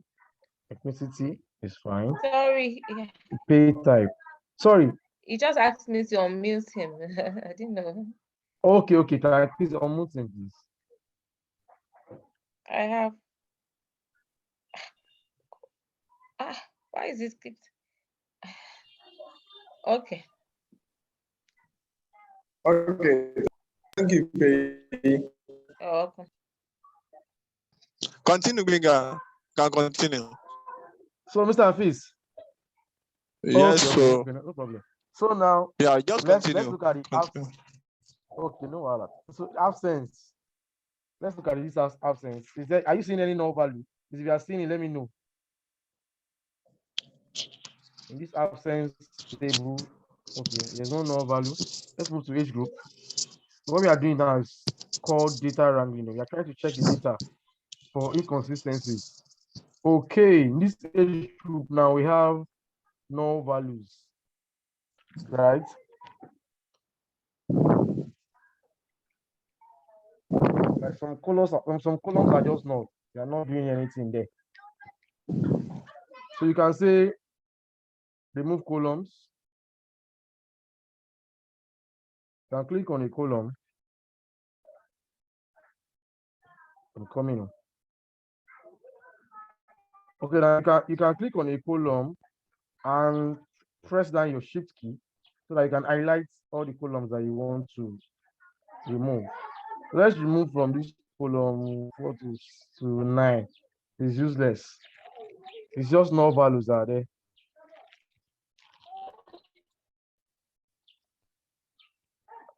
Have we all done that? It's highlight.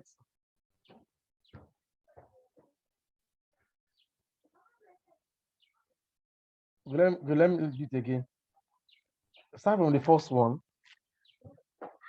Let's do this simple one. It's actually very simple. Click on column 3, like from the heading. Click on column 3 from the heading. Now you hold down your shift key, then you press your arrow right. So you can highlight other columns. So instead of picking them one by one, you can just highlight. Start from column 3. Oh, somebody is saying they are the same. Age group and which one? Age group 2. Oh, don't worry, we'll delete the age group 2 then. Well, let's just clean this one first. Then so delete.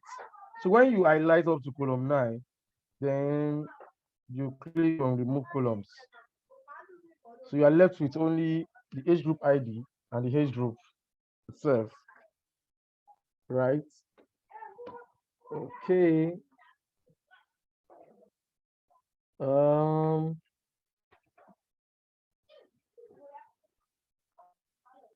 Let's remove rows too.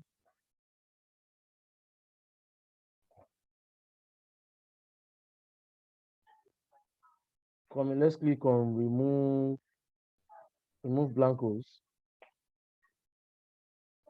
Okay, good now. Please, did you see I did that? For the first one, you are highlighting all the columns that are empty, that are giving you no. You click on the first one, you press down your shift key and your arrow right, and you click on remove columns here. For removing the rows, you just highlight on any of the column heading, and you could go here, you click on remove blank rows. So you'll be left with only this like this. It's okay like this. Is it fine?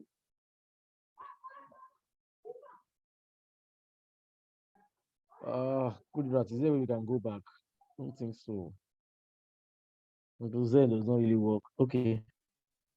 Except I'm going to undo with my apply steps here. So for every step we are taking, it's showing on the apply steps pane here. So I can undo by canceling my past or previous actions. So let me do it for the last time because our time is fasting. Click on column 3, right? Press down your shift key and your arrow right on your keyboard. Start doing that. Everything has been highlighted from column 3 to your right. So you click on remove columns. And you see all those rubbish columns removed. Now to remove the no you are seeing there. So we only want 3 rows, right? And 2 columns. Now, so you are going to click here, remove rows, and click on remove blank rows. And you're only seeing just this there. Is it clear to you now? Person asking. Is it clear now? Okay. Someone said the age group and age group 2 are the same. So I think we can delete. Let's delete this age group 2. It's the same thing. Yeah, deleted that. Okay, department, any error? No. Education? No. Employee salary, any blank? No. Employee engagement, is there any no value? Because this part is very, very important too. Okay, someone is telling me now that employee 1 and this one, they are the same. Let me check. Okay, let's delete the employees 1 here.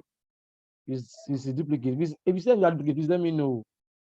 Any other duplicates that you see, please let me know. So we won't be having too much tables around. So employee engagement, okay.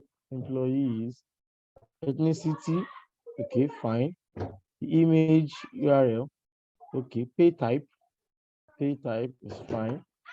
Position, Now look at this pay type now. There's an issue with it. You see that the column heading is on row 1, and this pay type ID and pay type is supposed to be here. It's only bringing out column 1 and column. So how do we do that now?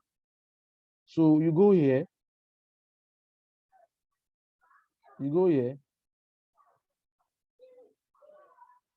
You click on use first row as headers. Are we following me at all? Are we still there? Use first rows as header.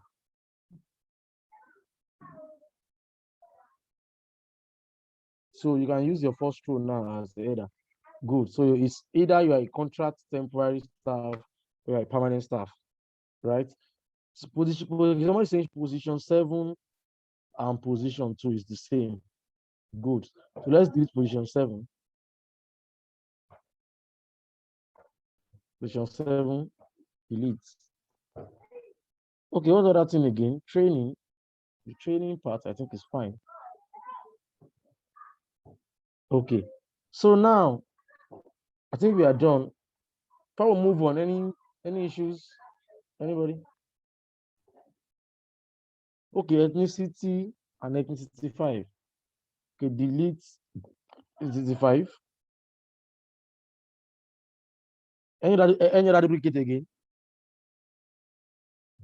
Education 6 too. And education, it's the same. So delete education 6. So I won't have much tables. Okay, departments. The pay type self, duplicate too. Delete pay type 3. Delete. Education. Which one again? Department, Davi. Department and department 4. Okay. Delete department 4. Is there another one again? Any other duplicates? Someone says employees has no values inside. Okay, employees, no values.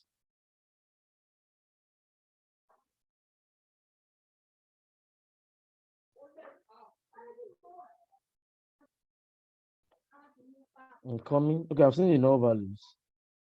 Well, let me check.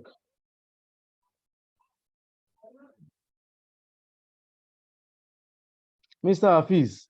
I have to call Mr. Hafiz here. This term dates. As is rather. Okay, we should change all our notes with 0. I don't know if we actually need that page set. We need that term date. Okay.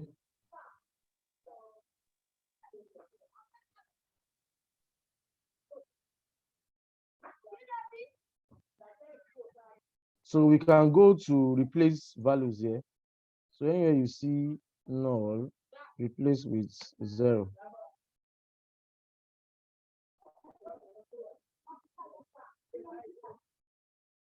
Huh? Might be hard because it's a date column. Coming.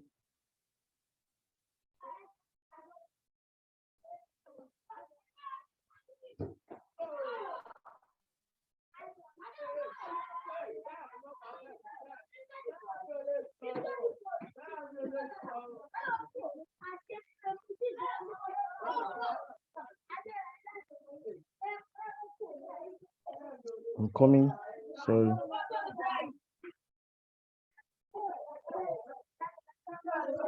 Should we just delete that particular? Should we just delete it? Because returning this now as Delete 0. The term date. Let me just delete it because returning is 0 now for no. It won't accept it because that particular column is a date column. Is it possible to replace null with Like maybe just 000/00/00/0. But there's no date. There's no date that has that kind of format. That kind of thing. You get. That's true. So preferably, let's just remove it. Let's just remove it. Or like someone said, a generic date. Maybe a date just to have all of them as. We just give it. You just give it a Just give date. it any date. Yes. Yes. We are not, I will that's change right. null, replace null with sorry? no, a generic date for null. We replace, find and replace. 07.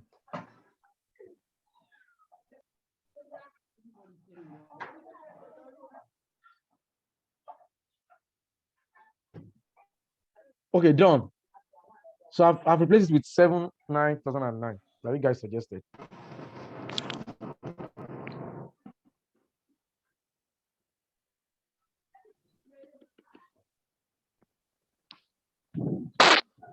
Is that clear to us now? Hello, somebody. Is it clear? I've done that already. Any other duplicates before we move on? I don't think so.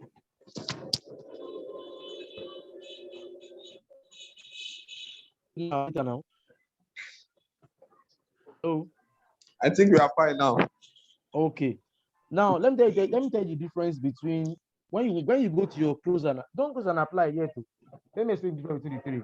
Now, there's difference between close and apply. There's difference between apply. There's difference between close, right? So now if you say close and apply, you are saying Power BI, close my Power Query Editor and apply all the changes that I have made.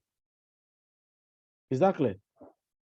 If you say apply means you are not closing the Power Query Editor. It's still open, but you are applying your changes, your new.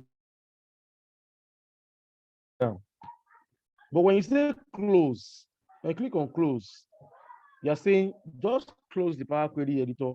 Don't apply my changes, my new changes. Please, is it clear to us, please? I need responses. Yes. In this situation, can we make a copy so that it won't affect our original data? Which could the brother rank? I don't even know. His brother is behaving like I think I will unmute everybody, but please try and monitor your mute so that you don't have background noise. Okay. So let me hear a question again. I can't unmute. I said, hello, Benga, can you hear me? I can hear you, sir. Yes, I said, okay, for in that situation, is there a way we can make the changes that, affect the changes we've made, but not affect, maybe create a copy and not affect our original data? Sorry, I didn't very well at the point. Can you come again? Sorry for the last time, please. Sorry. Just like save as in Excel or Word. Yes, something like that.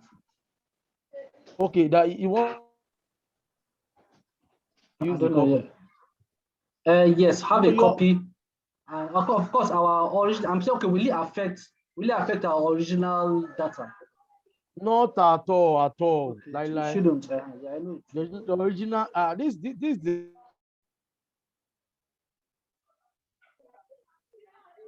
So this is the Excel sheet now. What I'm deleting the Power BI does not affect it at all. Are you getting my point now? I'm only using the tables that I want to use. Yeah, I get it. So I'm only using the tables that I want to use. So it's not affecting. These are all the tables here, the way they appear in Excel. So these are them in Excel. Get. So it's not affecting. It's not deleting what you have. Yes, I know. Excel. I know. What I'm even trying to ask is that, okay, whatever we're doing on the query before we run it, the Power BI, is there a way we can have a copy of it? That's what I'm trying to say. Like all what we've done now here. Did you get what I'm saying? Hello? Hello, I can hear you. What I'm saying is that, okay, I don't understand what you mean by the copy thing. I don't get that. We've deleted those columns. As in what we have here in the query. Is there a way we can have a copy of it? Okay. Yeah, Like that's what what you have I'm in saying. the query now. Yeah, in the query now, yes. Okay. Okay. I think when you click on I'm coming, let me try something. If you highlight, let me see, you copy this now. Let me check and see. Paste on Excel, for example.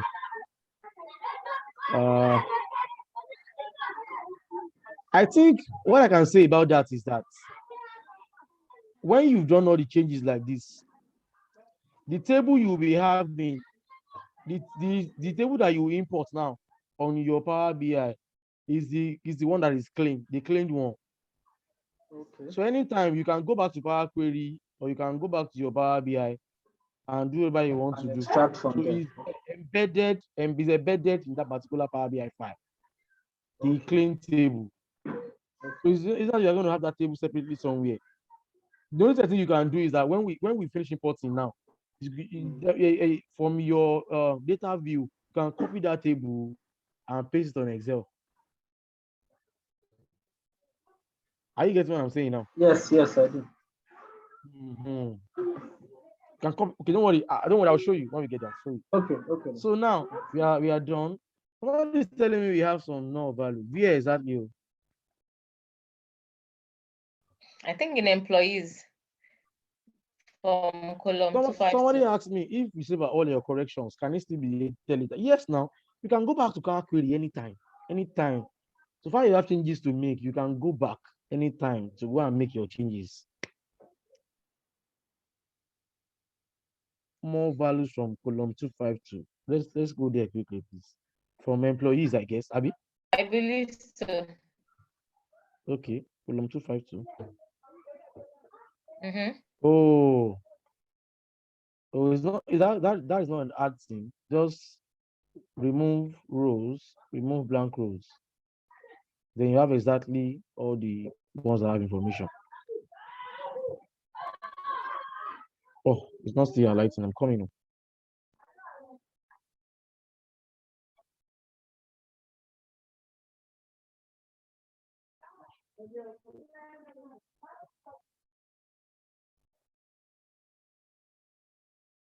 Do we still have no? Okay, I'm coming. I'm just thinking maybe these nulls they are related to some of the columns that have inputs. Maybe that's why it's not removing. I'm just thinking. I don't know if you're wrong. I'm coming. I've tried something. Let me see. Maybe it works. Maybe it has worked. I'm coming. There's still no. Oh, I know the reason why there's still no now. It's because there are some dates here.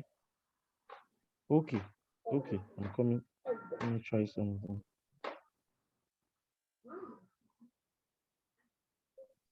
Remove bottom rows.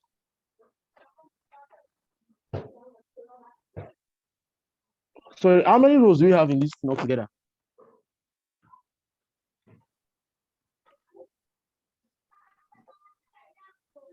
Come on, let me check to the last. Huh? Close it and start it. Go back to the employees. I'm coming. You have up to 2 ones, okay. I'm coming. Okay. What to do? Please, 1 minute, please. I'm coming.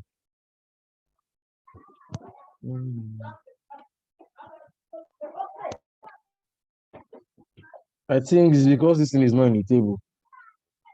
It's range, that's why it's picking everything like that. So it's not a problem. Now go back to my Power BI and I say remove rows, remove bottom rows. Tell me how many do I want to remove. Let me say 1 million. We captured 1, 2, 3, 4, 5, 6. Hello? Oh, table is empty now. Hello?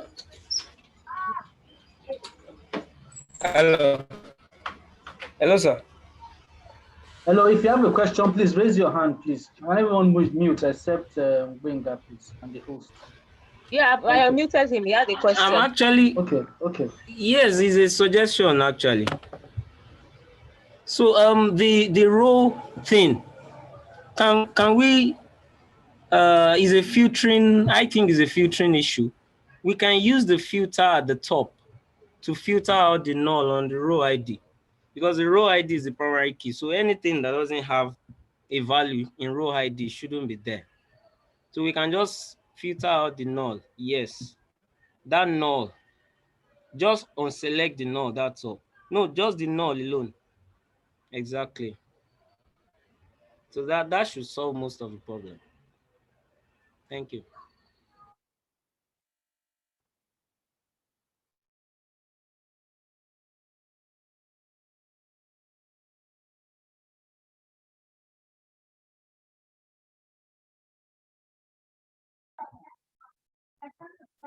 Can anybody hear me now? Hello? Sorry, yes, we can. Sorry, is that Hafiz? Suggested we. Okay. No, that's someone. Yeah, that's them. Oluwatoni. But what I'm thinking now is that if we filter here, if by the time we load our data, is it going to unselect the null? Because the motive is to actually delete all the nulls. I'm coming. I'm coming.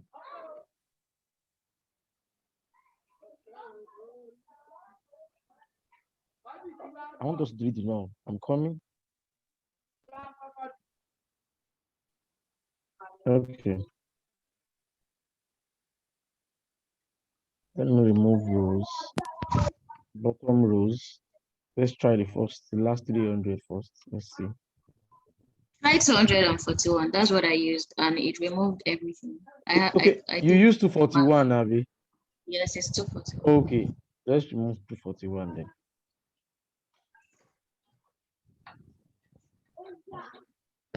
(241) 241. Okay.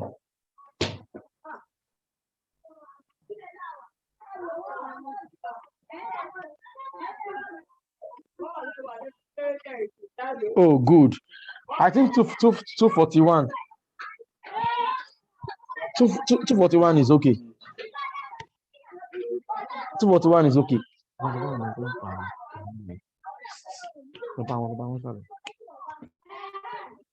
So are we ready now? Our time is fast spent. Oh yeah.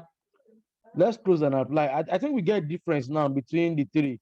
Close and apply, close and apply. So let's click on close and apply. Close and apply.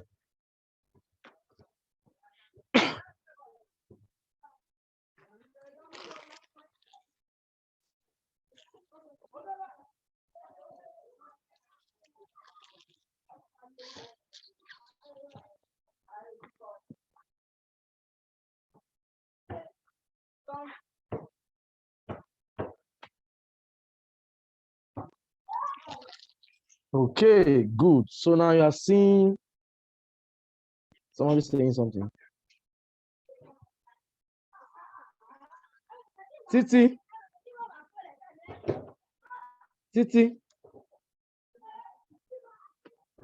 Somebody's asking you how you are at 41.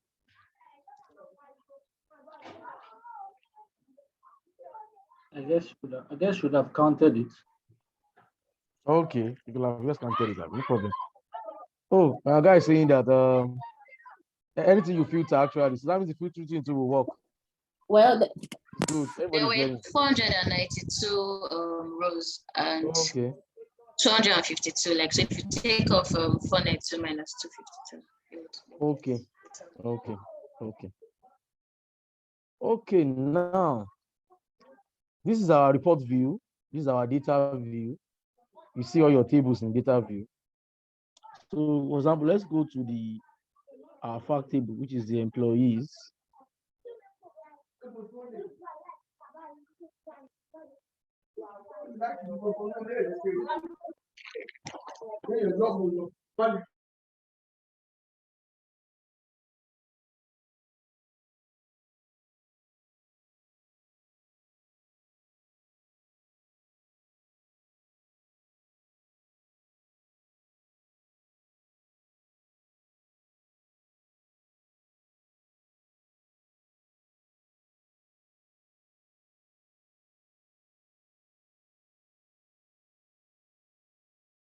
Hello, Benga. Seems you're mute. We can't hear you. Hello? Or did you mute on your end? Please give me 1 minute, please. I'm Okay. coming. 1 minute, please. 1 minute. So, hello everyone. Can you hear me? Yes, we can. Yes, we can. Mr. Hafiz, we can hear you. Can hear you. Okay. Sorry. When sometimes like this, when you have no in your data, so far it is not. Maybe the other columns are not empty. So probably there is a change in your source data. You need to be careful of what you are removing. If you are using row number to remove data, if there's any change to your source data, maybe there's an increment in your data or someone inserted a row into your source data, it will change that particular row. That null value can change to another thing, another row from your source data. And when you refresh your data in your Power Query, it will actually affect that. It will remove data instead of removing row, that non-value row. The best practice is for you to just filter null out of your data. In case if there's another null tomorrow in that data, it will remove it without even going back again. So I think instead of counting rows, it's better. What if you have thousands of rows or millions of rows in your data? You can't count up to that level, even in your Power Query, to filter to get which one is null, which one is not null. So the best practice for you to filter it. It won't affect your visualization. Okay. So Ogagwinga, you can continue. That's true. So we should always filter it from the primary column. Yes. Just filter it out. Filter the null. Or if if it is on figure, maybe on value column, it's better you turn it to 0. After filter it from primary, from maybe label. If it is on label, you filter it. But if it is on value, it's better you turn it to 0. Because sometimes there are some data that they will ask you, don't average our value. Especially those who are dealing with SAP. The way their figure is coming out from SAP, that's the way they want it. They don't want average. They don't want maybe summing up their data to get average. So they tell you that give us the value as we have it from SAP. So in case if you are working with a company that is using SAP data warehouse, so let's be careful about that. Thank you. Winga, you can continue.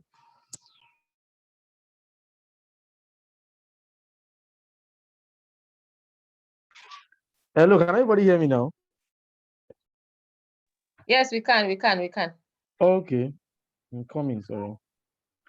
So I was saying that in your data view, you're going to see your tables exactly the way it's appearing in your Excel. So you click on your tables one by one, right? You're going to see. Okay. Now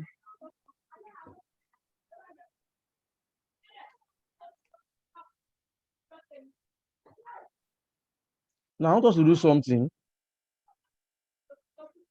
Let's start with the employee table. Now you will see that from what I explained earlier, that there are some unique IDs that are actually connecting both the fact table and dimension table together. I told you there's something related to the two of them. That the dimension table is a subset of the fact table, right? So now so that anything we are doing here today, for it to actually make sense, we need to go and model our data first. That's the first thing. So how do you do that? Go to your model view here. You will see all the tables. It might be scattered, but just find a way to rearrange it. So when you go here, put your employees, because it's the fact table, let it be on the top here. Now you see that automatically Power BI has even done some modeling for you by itself. you'll be seeing some connections by yourself. Is that same thing appearing on your system? Anybody? So let's try to place all of that tables under the employee table. Okay. Is there any other one at this corner here? No. Okay.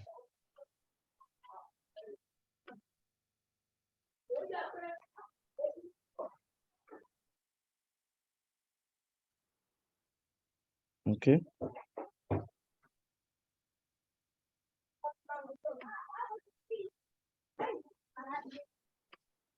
Is there any other table somewhere? Oh, yeah.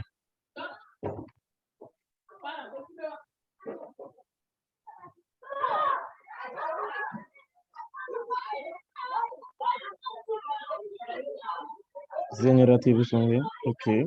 I have here. Please, are we all doing what I'm doing?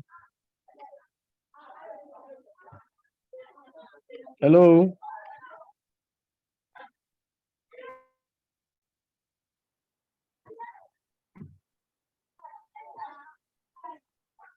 Hello, are we there? Yes, we are. Okay, good. Just to confirm that people are still in the class. So it modeled itself.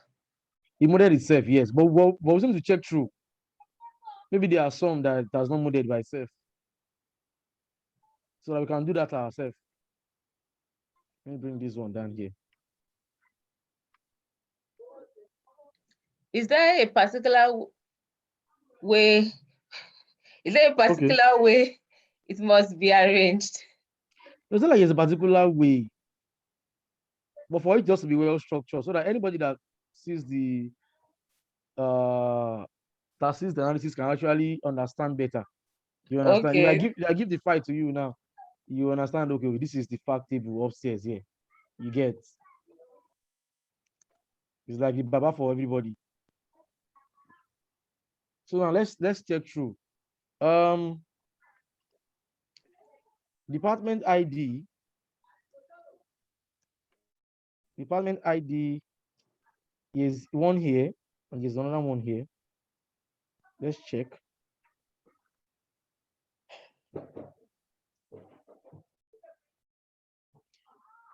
So now let's connect the department ID here with the one here.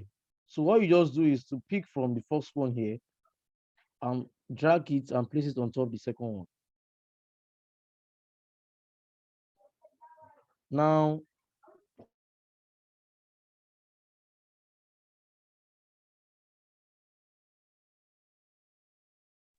I was about to ask this thing.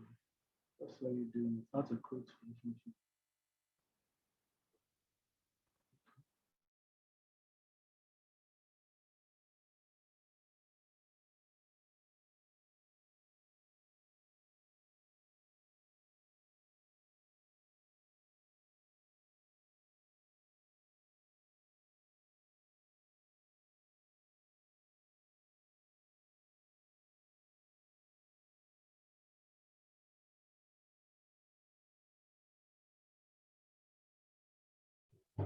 Sorry, I mistakenly muted myself.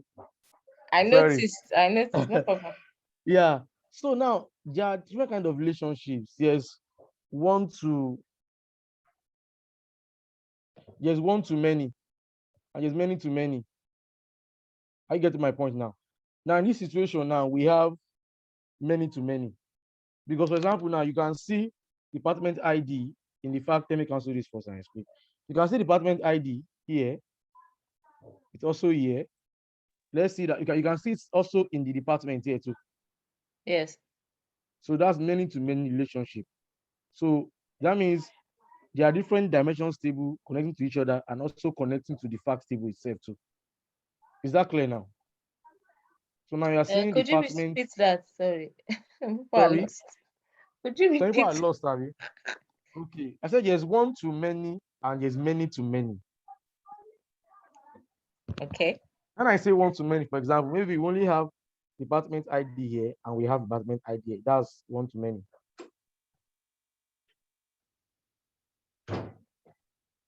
But when I say many to, oh, what am I saying, sir? Sorry. Let me take a deep breath. I think one to many will be from the main primary table to other ones. Well, I'm just trying. Sorry. Then from many to many will be from the other sources that links to the primary and also to other among themselves. Yes, that's correct. That's correct. So when you say one, that means one here is relating to so many data dimensions table here. Okay. Are you getting the point? But the other one, one to many, many to many, like there are so many dimensions too that are relating to each other. Okay. Yeah. So now, I think I have to check that back again. So I won't be teaching you rubbish. So now, the department ID here is the department ID here too. There's also another one here. That's many to many. Here. Is there any other place we have department ID again? Is there any other place? Okay. For example, now we have Edu ID here, right? We have it also. We also have it in the fact table. Do you have it in any other table here? Edu ID, any other place? Edu ID, no. So now let's create our relationships now. Some have been created automatically, but let's just try to create our own. So now, department here, ID, which is the one here. I think the reason why it's not connecting automatically is because if you look at this place, the department ID here is bringing summation. Can we all see it here? Yes, Everybody? yes. So now let's go back to our data view. Let's go back to the training table. The training table. Click on department ID, right? Summarization. Put it on don't summarize. Don't summarize. Are we done that now? Put it on don't summarize. Are we there?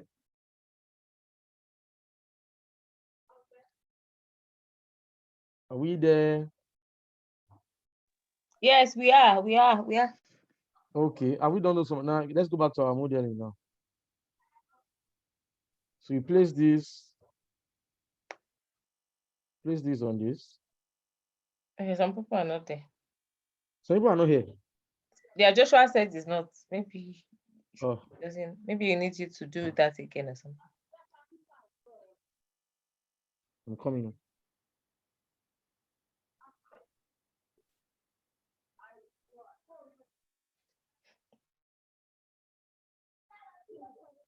So make this stick on the make this relationship active.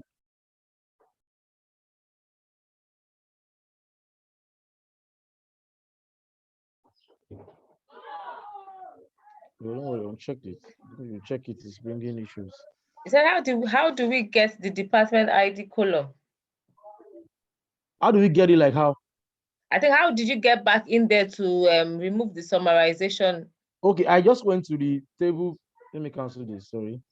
I went to the table view here. And department ID, I'm on training, right? The department ID column, I clicked on it.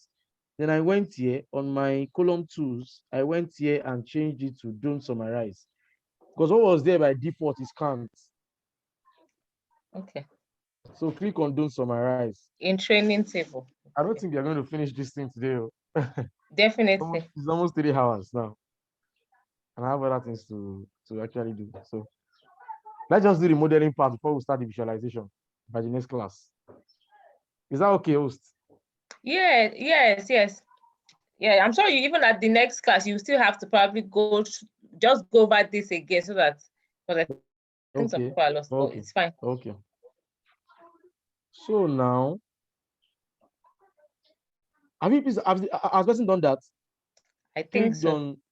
And click on don't summarize. Okay. Yeah, let's go back now. It's many to many relationships. So department ID here, department ID there. Place this on this. Okay, good. So I can press OK. You see now, that's created that relationship.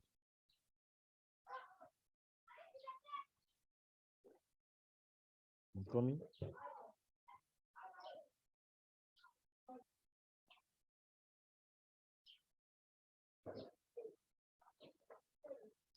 Okay, do you understand what is going on here now? Yes, I think so. Okay, can you explain? Okay.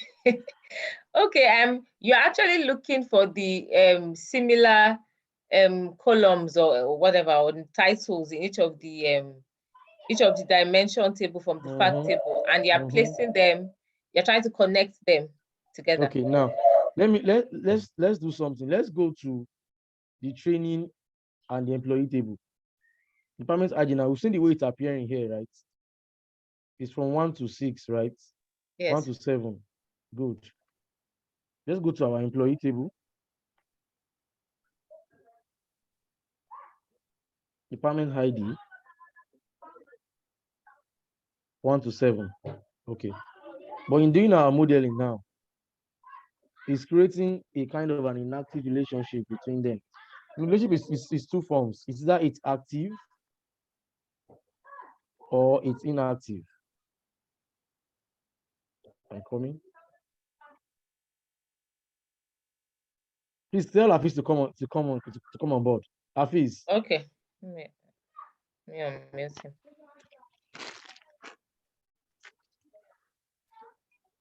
Are you unmuting?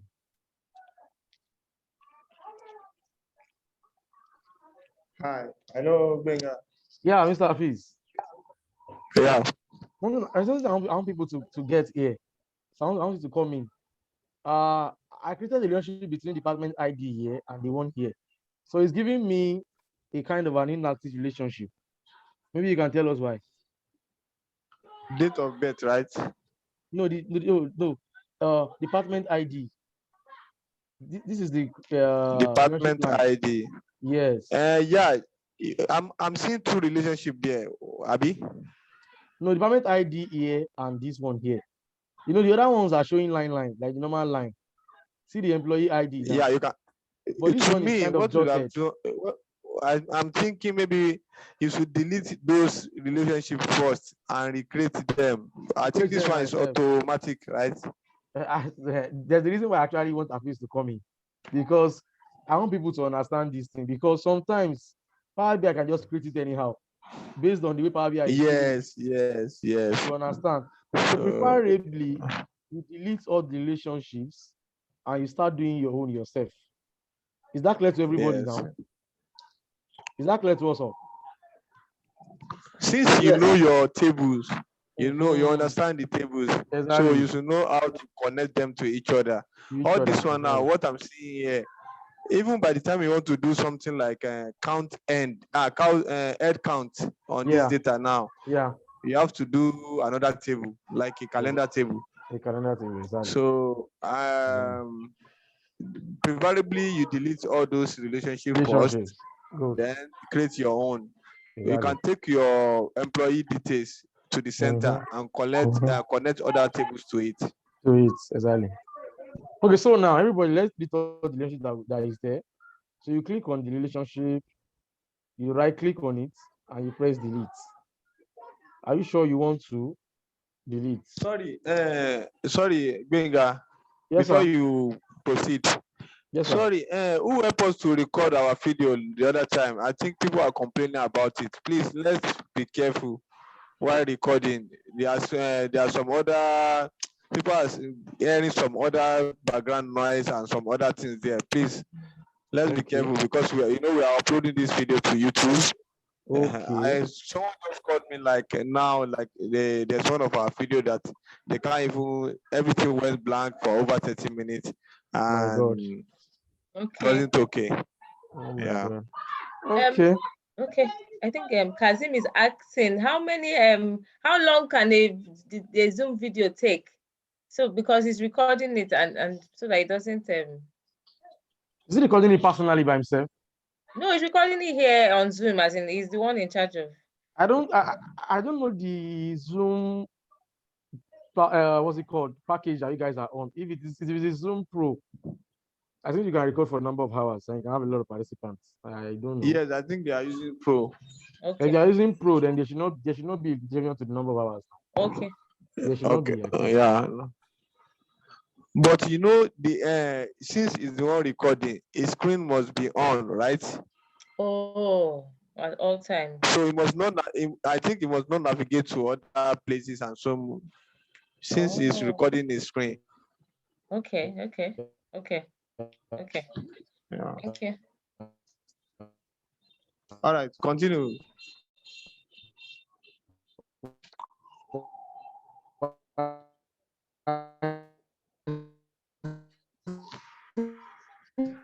You can only have one co-host.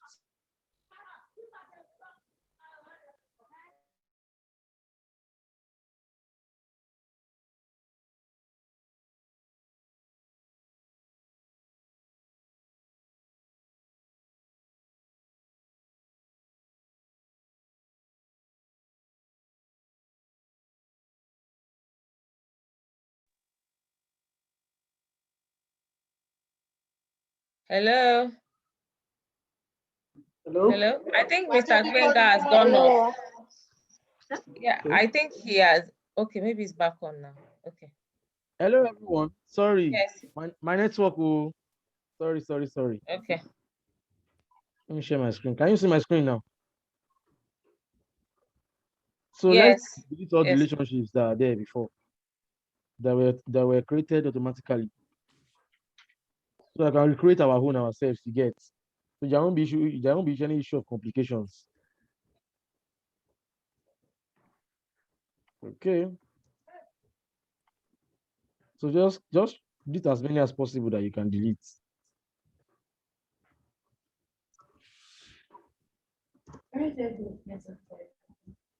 That's the only challenge out there. Please, are we all deleting? Are we deleting? No. Except if you have a router. I think Smile is okay. Please, are we all deleting? No? Oh. Everybody. I also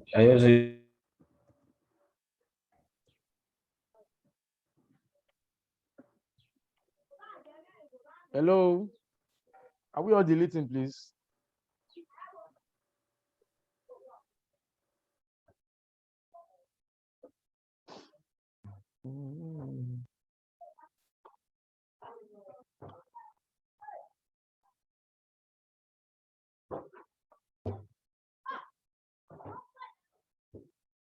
I think the coast is clear now. Sorry, Mr. Gbenga. Yes, sir. Yes, sir. I'm just wondering, I'm sure maybe most people are wondering the same, why you are deleting and all that, and how you know whether a connection is active or inactive. No. By the time you see the line, just go to the line, right click and delete. Or is that not, did I answer the question? Sorry. I'm just wondering how you know which to delete and why you are deleting. No, so far I see the line, any line connecting between them. I just right click there and I press delete. And the reason why I delete it is just based on the advice of Hafiz that Jairada, that we need to recreate our own relationship ourselves, like the modeling, do it from the scratch ourselves. Okay. So not to bring about complications. Okay, not to follow up Powerbi as Powerbi has done a good job, fine, dude. That's the way it's been created. That's the way it's been modeled. But sometimes it might not model it exactly the way we want it to. Are you getting the point now? Okay. So let's just do it that way. So now we have this. So let us all delete. Then let's continue this class from. Let's continue this session for next class. At least going to this stage now. So we just know from the next class we'll start modeling and start visualizing. Is that okay? What else?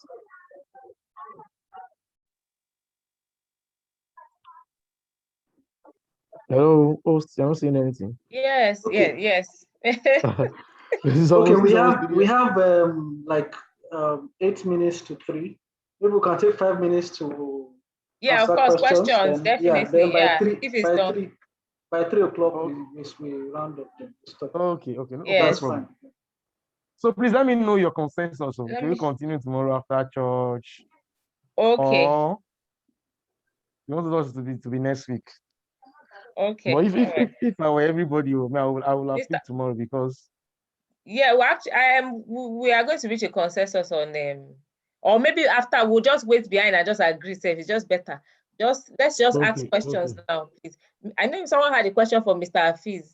Let me just unmute him so that if there's both questions, let me just but if you have any, I will unmute everyone now. So if you have questions, please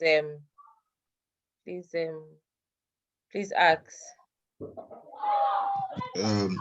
Faye, thank you very much for the opportunity to ask. Please, can I go first? Please let him finish. Let Alphonsus finish, please. Then you go. Thank you. Hafiz had mentioned that instead of deleting those rows, we should change those. We should just filter out the null. So I wanted to find out if the filtering should be done in Power Query or sorry, Query Editor, or the filtering should be done when visualizing. When visualizing, you can also filter out some things. So I wanted to ask if we are to filter from the Query Editor or should filter during visualizing us. I think according to what Hafiz said, as he said rather, I think it's probably you filter in the Query Editor. Okay, it's not going to affect anything. Yeah. So that but by the time you are importing to Power BI desktop finally, if you know that at least you filtered out the null. You understand? Oh yeah. Thanks. Yeah. Now I get the logic. Yeah. Faye, thank you. Well done. Yeah, thank you. Welcome. That's fine. Okay, who is next to ask question?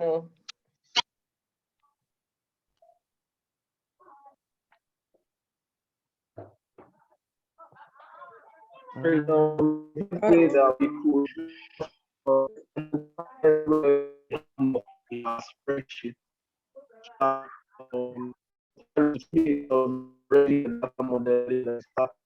Your voice is breaking, Bad network, I guess. Yes, another person. Yeah. Okay, you're back on now. Hello. Okay, so is there any way that we can just or any trick where you can use to snoop your entire data to know where you have null, unlike you've continued working, you've gotten to your data modeling before you realize that you still have some nulls to sort out in your spreadsheet? No, even if you notice that you have some null that you still want to sort out, it's just to go back to your Power Query Editor again and filter it out. That's why the Power Query Editor is always there for you anytime. Can you hear what I said? I think it did. Hello. Yeah. Hello. I hear you. Hello. We can hear you. We can hear you. And everyone is. Oh. Okay. Please go on. Sorry, continue. Continue. No, I've unmuted everybody because some people are raising their hands. So. Okay, I'm just saying from what the guy asked. Hello.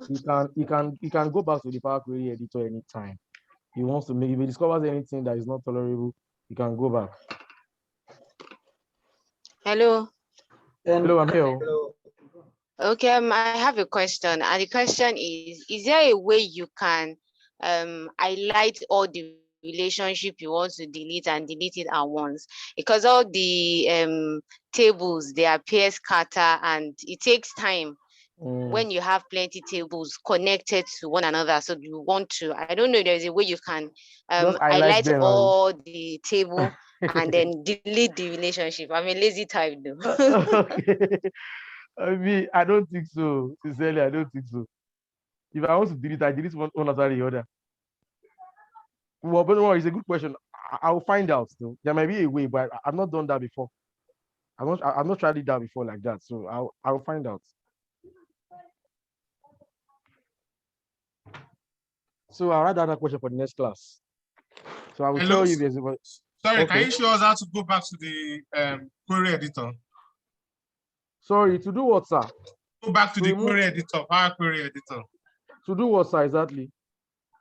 No, you said anything we can do that we should do from the Power Query, anything if we want to filter, No, we can I was talking as per what the person asked, though, that if you discover some null value after maybe you've already loaded your data and you are already doing some things already, and discovered in your table you have some null values. I'm saying that the person can go back to the Power Query Editor anytime. Yeah, sorry. Remove them. When you are on the relationship, when after loading, if you want to go back to the query editor, you can go back to the query editor. Okay, you mean where will you be before you go back to the query editor? Just show us how if you want to go back to the query editor. If we are on, we've loaded it now. For example, now if you are seeing my page now, you are seeing my screen now. You want to go back to the query editor. This is you just go to transform data here. And that takes you back to the query editor. Okay, that's what I wanted to know. Exactly. So they manage the transform data. That's how you can go back to the query editor. Any other question? Yeah, can I ask you a question, please? Okay, thank you. Yes, yeah, I wanted to ask. You were saying something about the facts and the dimension sheet. Yeah. So, yeah, the fact and dimension tables. Are we, as someone that is gathering data, are you the one to determine what is your facts table and your dimension table, or it just comes along the way? No, it depends. It can be created and it can come. Okay. But I think most time people create it themselves. As a because, person. Yeah, because sorry. Okay, let me explain to you. Me, for example, now in an organization, there's a sales table, right? Now inside that sales table, there will be products. There will be products ID, or let's say SKU. Every SKU has their own ID. For example, you have, for example, now we have Biggie products, right? We now have there's Biggie Cola, there's Biggie Tropica. Maybe all of those SKUs have their own different ID, but they are still under Biggie products. You understand? So now, if you want to have everything under the sales table, the table might just be too big. You get what I'm saying now? So maybe, for example, you are using an app now for your sales, and the person picks ID 125. You know that the ID 125 is Biggie Tropica. So by the time you have a static table, which is your dimension table, that lists the product ID and the product name in the product ID you have in the fact table inside the product table that contains the product ID and the product name. I don't know if that makes sense to you at all. So most times the dimension table is always static, like it's always there. It does not change. My point. It doesn't change exactly. So it's in the fact table that they could add to. In the fact table, they can be adding to, like like you see info coming in and going out of the fact table. You understand? Okay. But the dimension table is just like dimension table is just like information. It's just like something you are using. Like something that you are using to look up to the main table. Yeah. You understand? Yes. Let me give you an example. There was this particular data I worked on. It was a crime data. So in the fact table they had state, crime, everything like that. But in dimension table they only had state and region. You know, there's no region in the fact table. But there's region in the dimension table, states and region. But you only have states in the fact table. So by the time you connect the states in the fact table to the states in the dimension table, you can calculate the sum total per region of the crimes committed in different regions, even though you don't have region in the fact table. Okay, so the dimension table had state and region information as well, but exactly. The region was not in fact table. It was not in the fact table. But because now I've connected the states in the fact table and the states in the dimension table, now I can calculate the sum of the crimes, the crime rates in each region. Because what it will do is that it's just like VLOOKUP. What it will do is that, or it's just like count if in Excel. What it will do is that it will sum up all the states that falls under that region together for me. Is it clear? Yeah, I believe so. Yeah. Does anyone have any question on Yeah, that? understood. Okay. Any other question? I think that's all. I don't know if anyone has any question so far. Could you please share this? Is it the slides or and the? Do you guys have a WhatsApp group or something? We have a Slack group. We're going to. I think we have to add you. Add me to that Slack group. I don't know how. Okay, I think. How do I add you? Okay, I have your number. I will send it to you. I have your No problem. No problem. Just add me on WhatsApp. Then we talk from there. Yeah. Okay.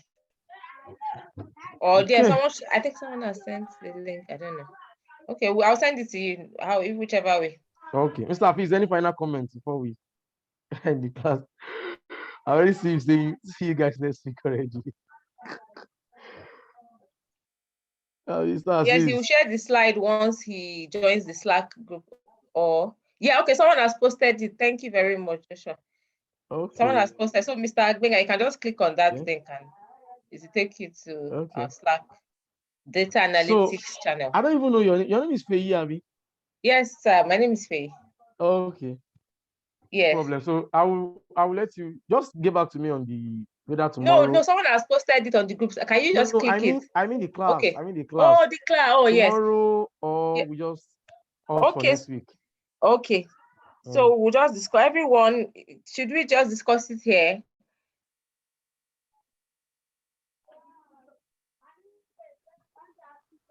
Okay, I think Hafiz is saying next week. Yes. In the spirit of is it togetherness? Yes. It will be best every other person is in the know.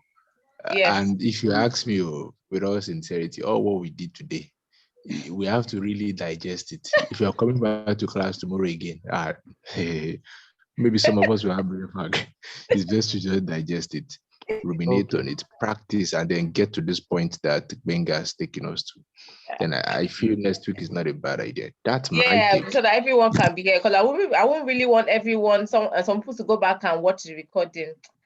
I don't know. I don't know though. But if you're okay with it, but some people are saying next week. Some people are saying we can record. I don't know. Well, let's stop for next week then. Yes, I think both is fine for me, but I think we should look at next week so that people can go through this video, then master it, then and get to write down maybe where they're having difficulties. Able to flow with you better once we meet again. Yeah, I think I agree for next week too. Yeah, okay. So I guess the next week have it next week. But I also think that I know Hafiz shared with us some kind of program, like things we want to achieve. I also think that if he hasn't shared it with Mr. Gbenga, he should share it and they should agree so that we can know what we want to achieve maybe per week. So we don't keep extending how long we have to come to class. Yes. Okay, good point. Thank you. That's true. So Mr. Gbenga, I think Mr. Gbenga, would you discuss with Mr. Hafiz? I know that actually, I think you are actually where we actually stopped. Okay. Yeah, because you actually started from where we stopped. We stopped at, if I'm correct, so I believe so, because the last class was just introduction to Powerbi. We learned how to build reports. But I know Mr. Hafiz was going to teach us modeling, which you have started to teach us already, if I'm correct. Yeah, so I think but I think you should. No, Hafiz gave me the breakdown of what you guys want to learn. So he told me I should start from here. So we'll be the major focus of this class now is DAX and modeling. Yeah, yes. This is like the most important part of the Power BI training itself. Yes, it is. Because Power BI is DAX. Yes, that's true. Yeah. Okay. So Mr. Gbenga will be available on Slack as well as Mr. Hafiz. In case you have any questions during the week, you can reach out to them on Slack. They'll be happy to answer. Please send me that Slack link again, please, on WhatsApp preferably. Yeah. Yeah. Okay. If you close this class now. I won't see the chat again.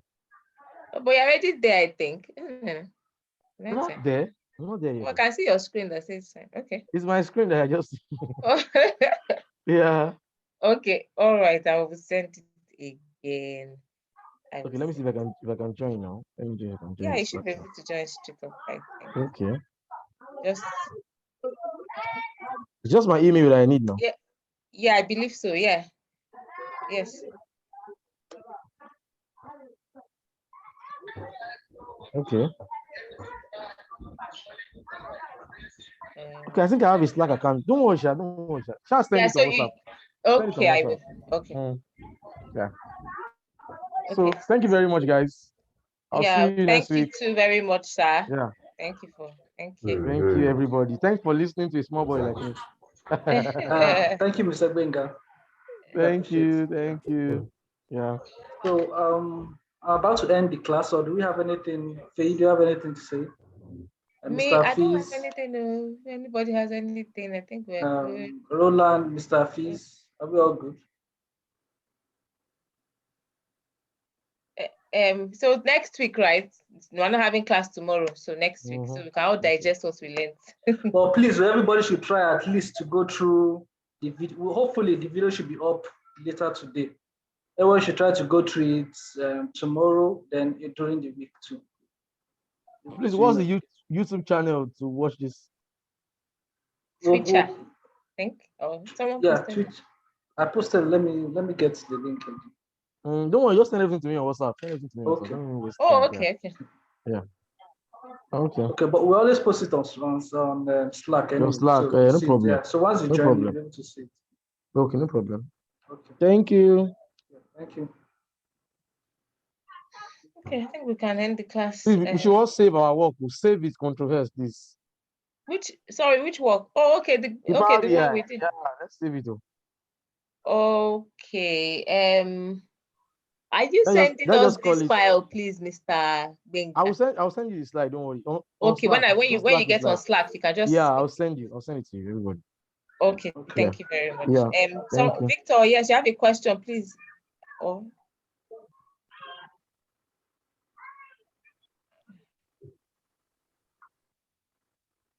Okay, anybody? I want to end the class. So.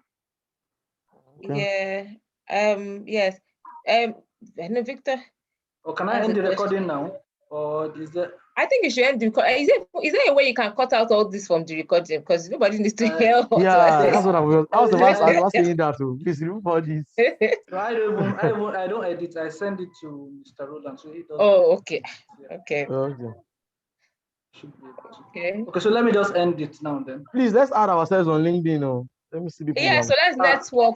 This place is not only for I've sent my link. I've sent my link to you. Yes, I've sent a link to you, Mr. Gwenga. So let me see all my big people here.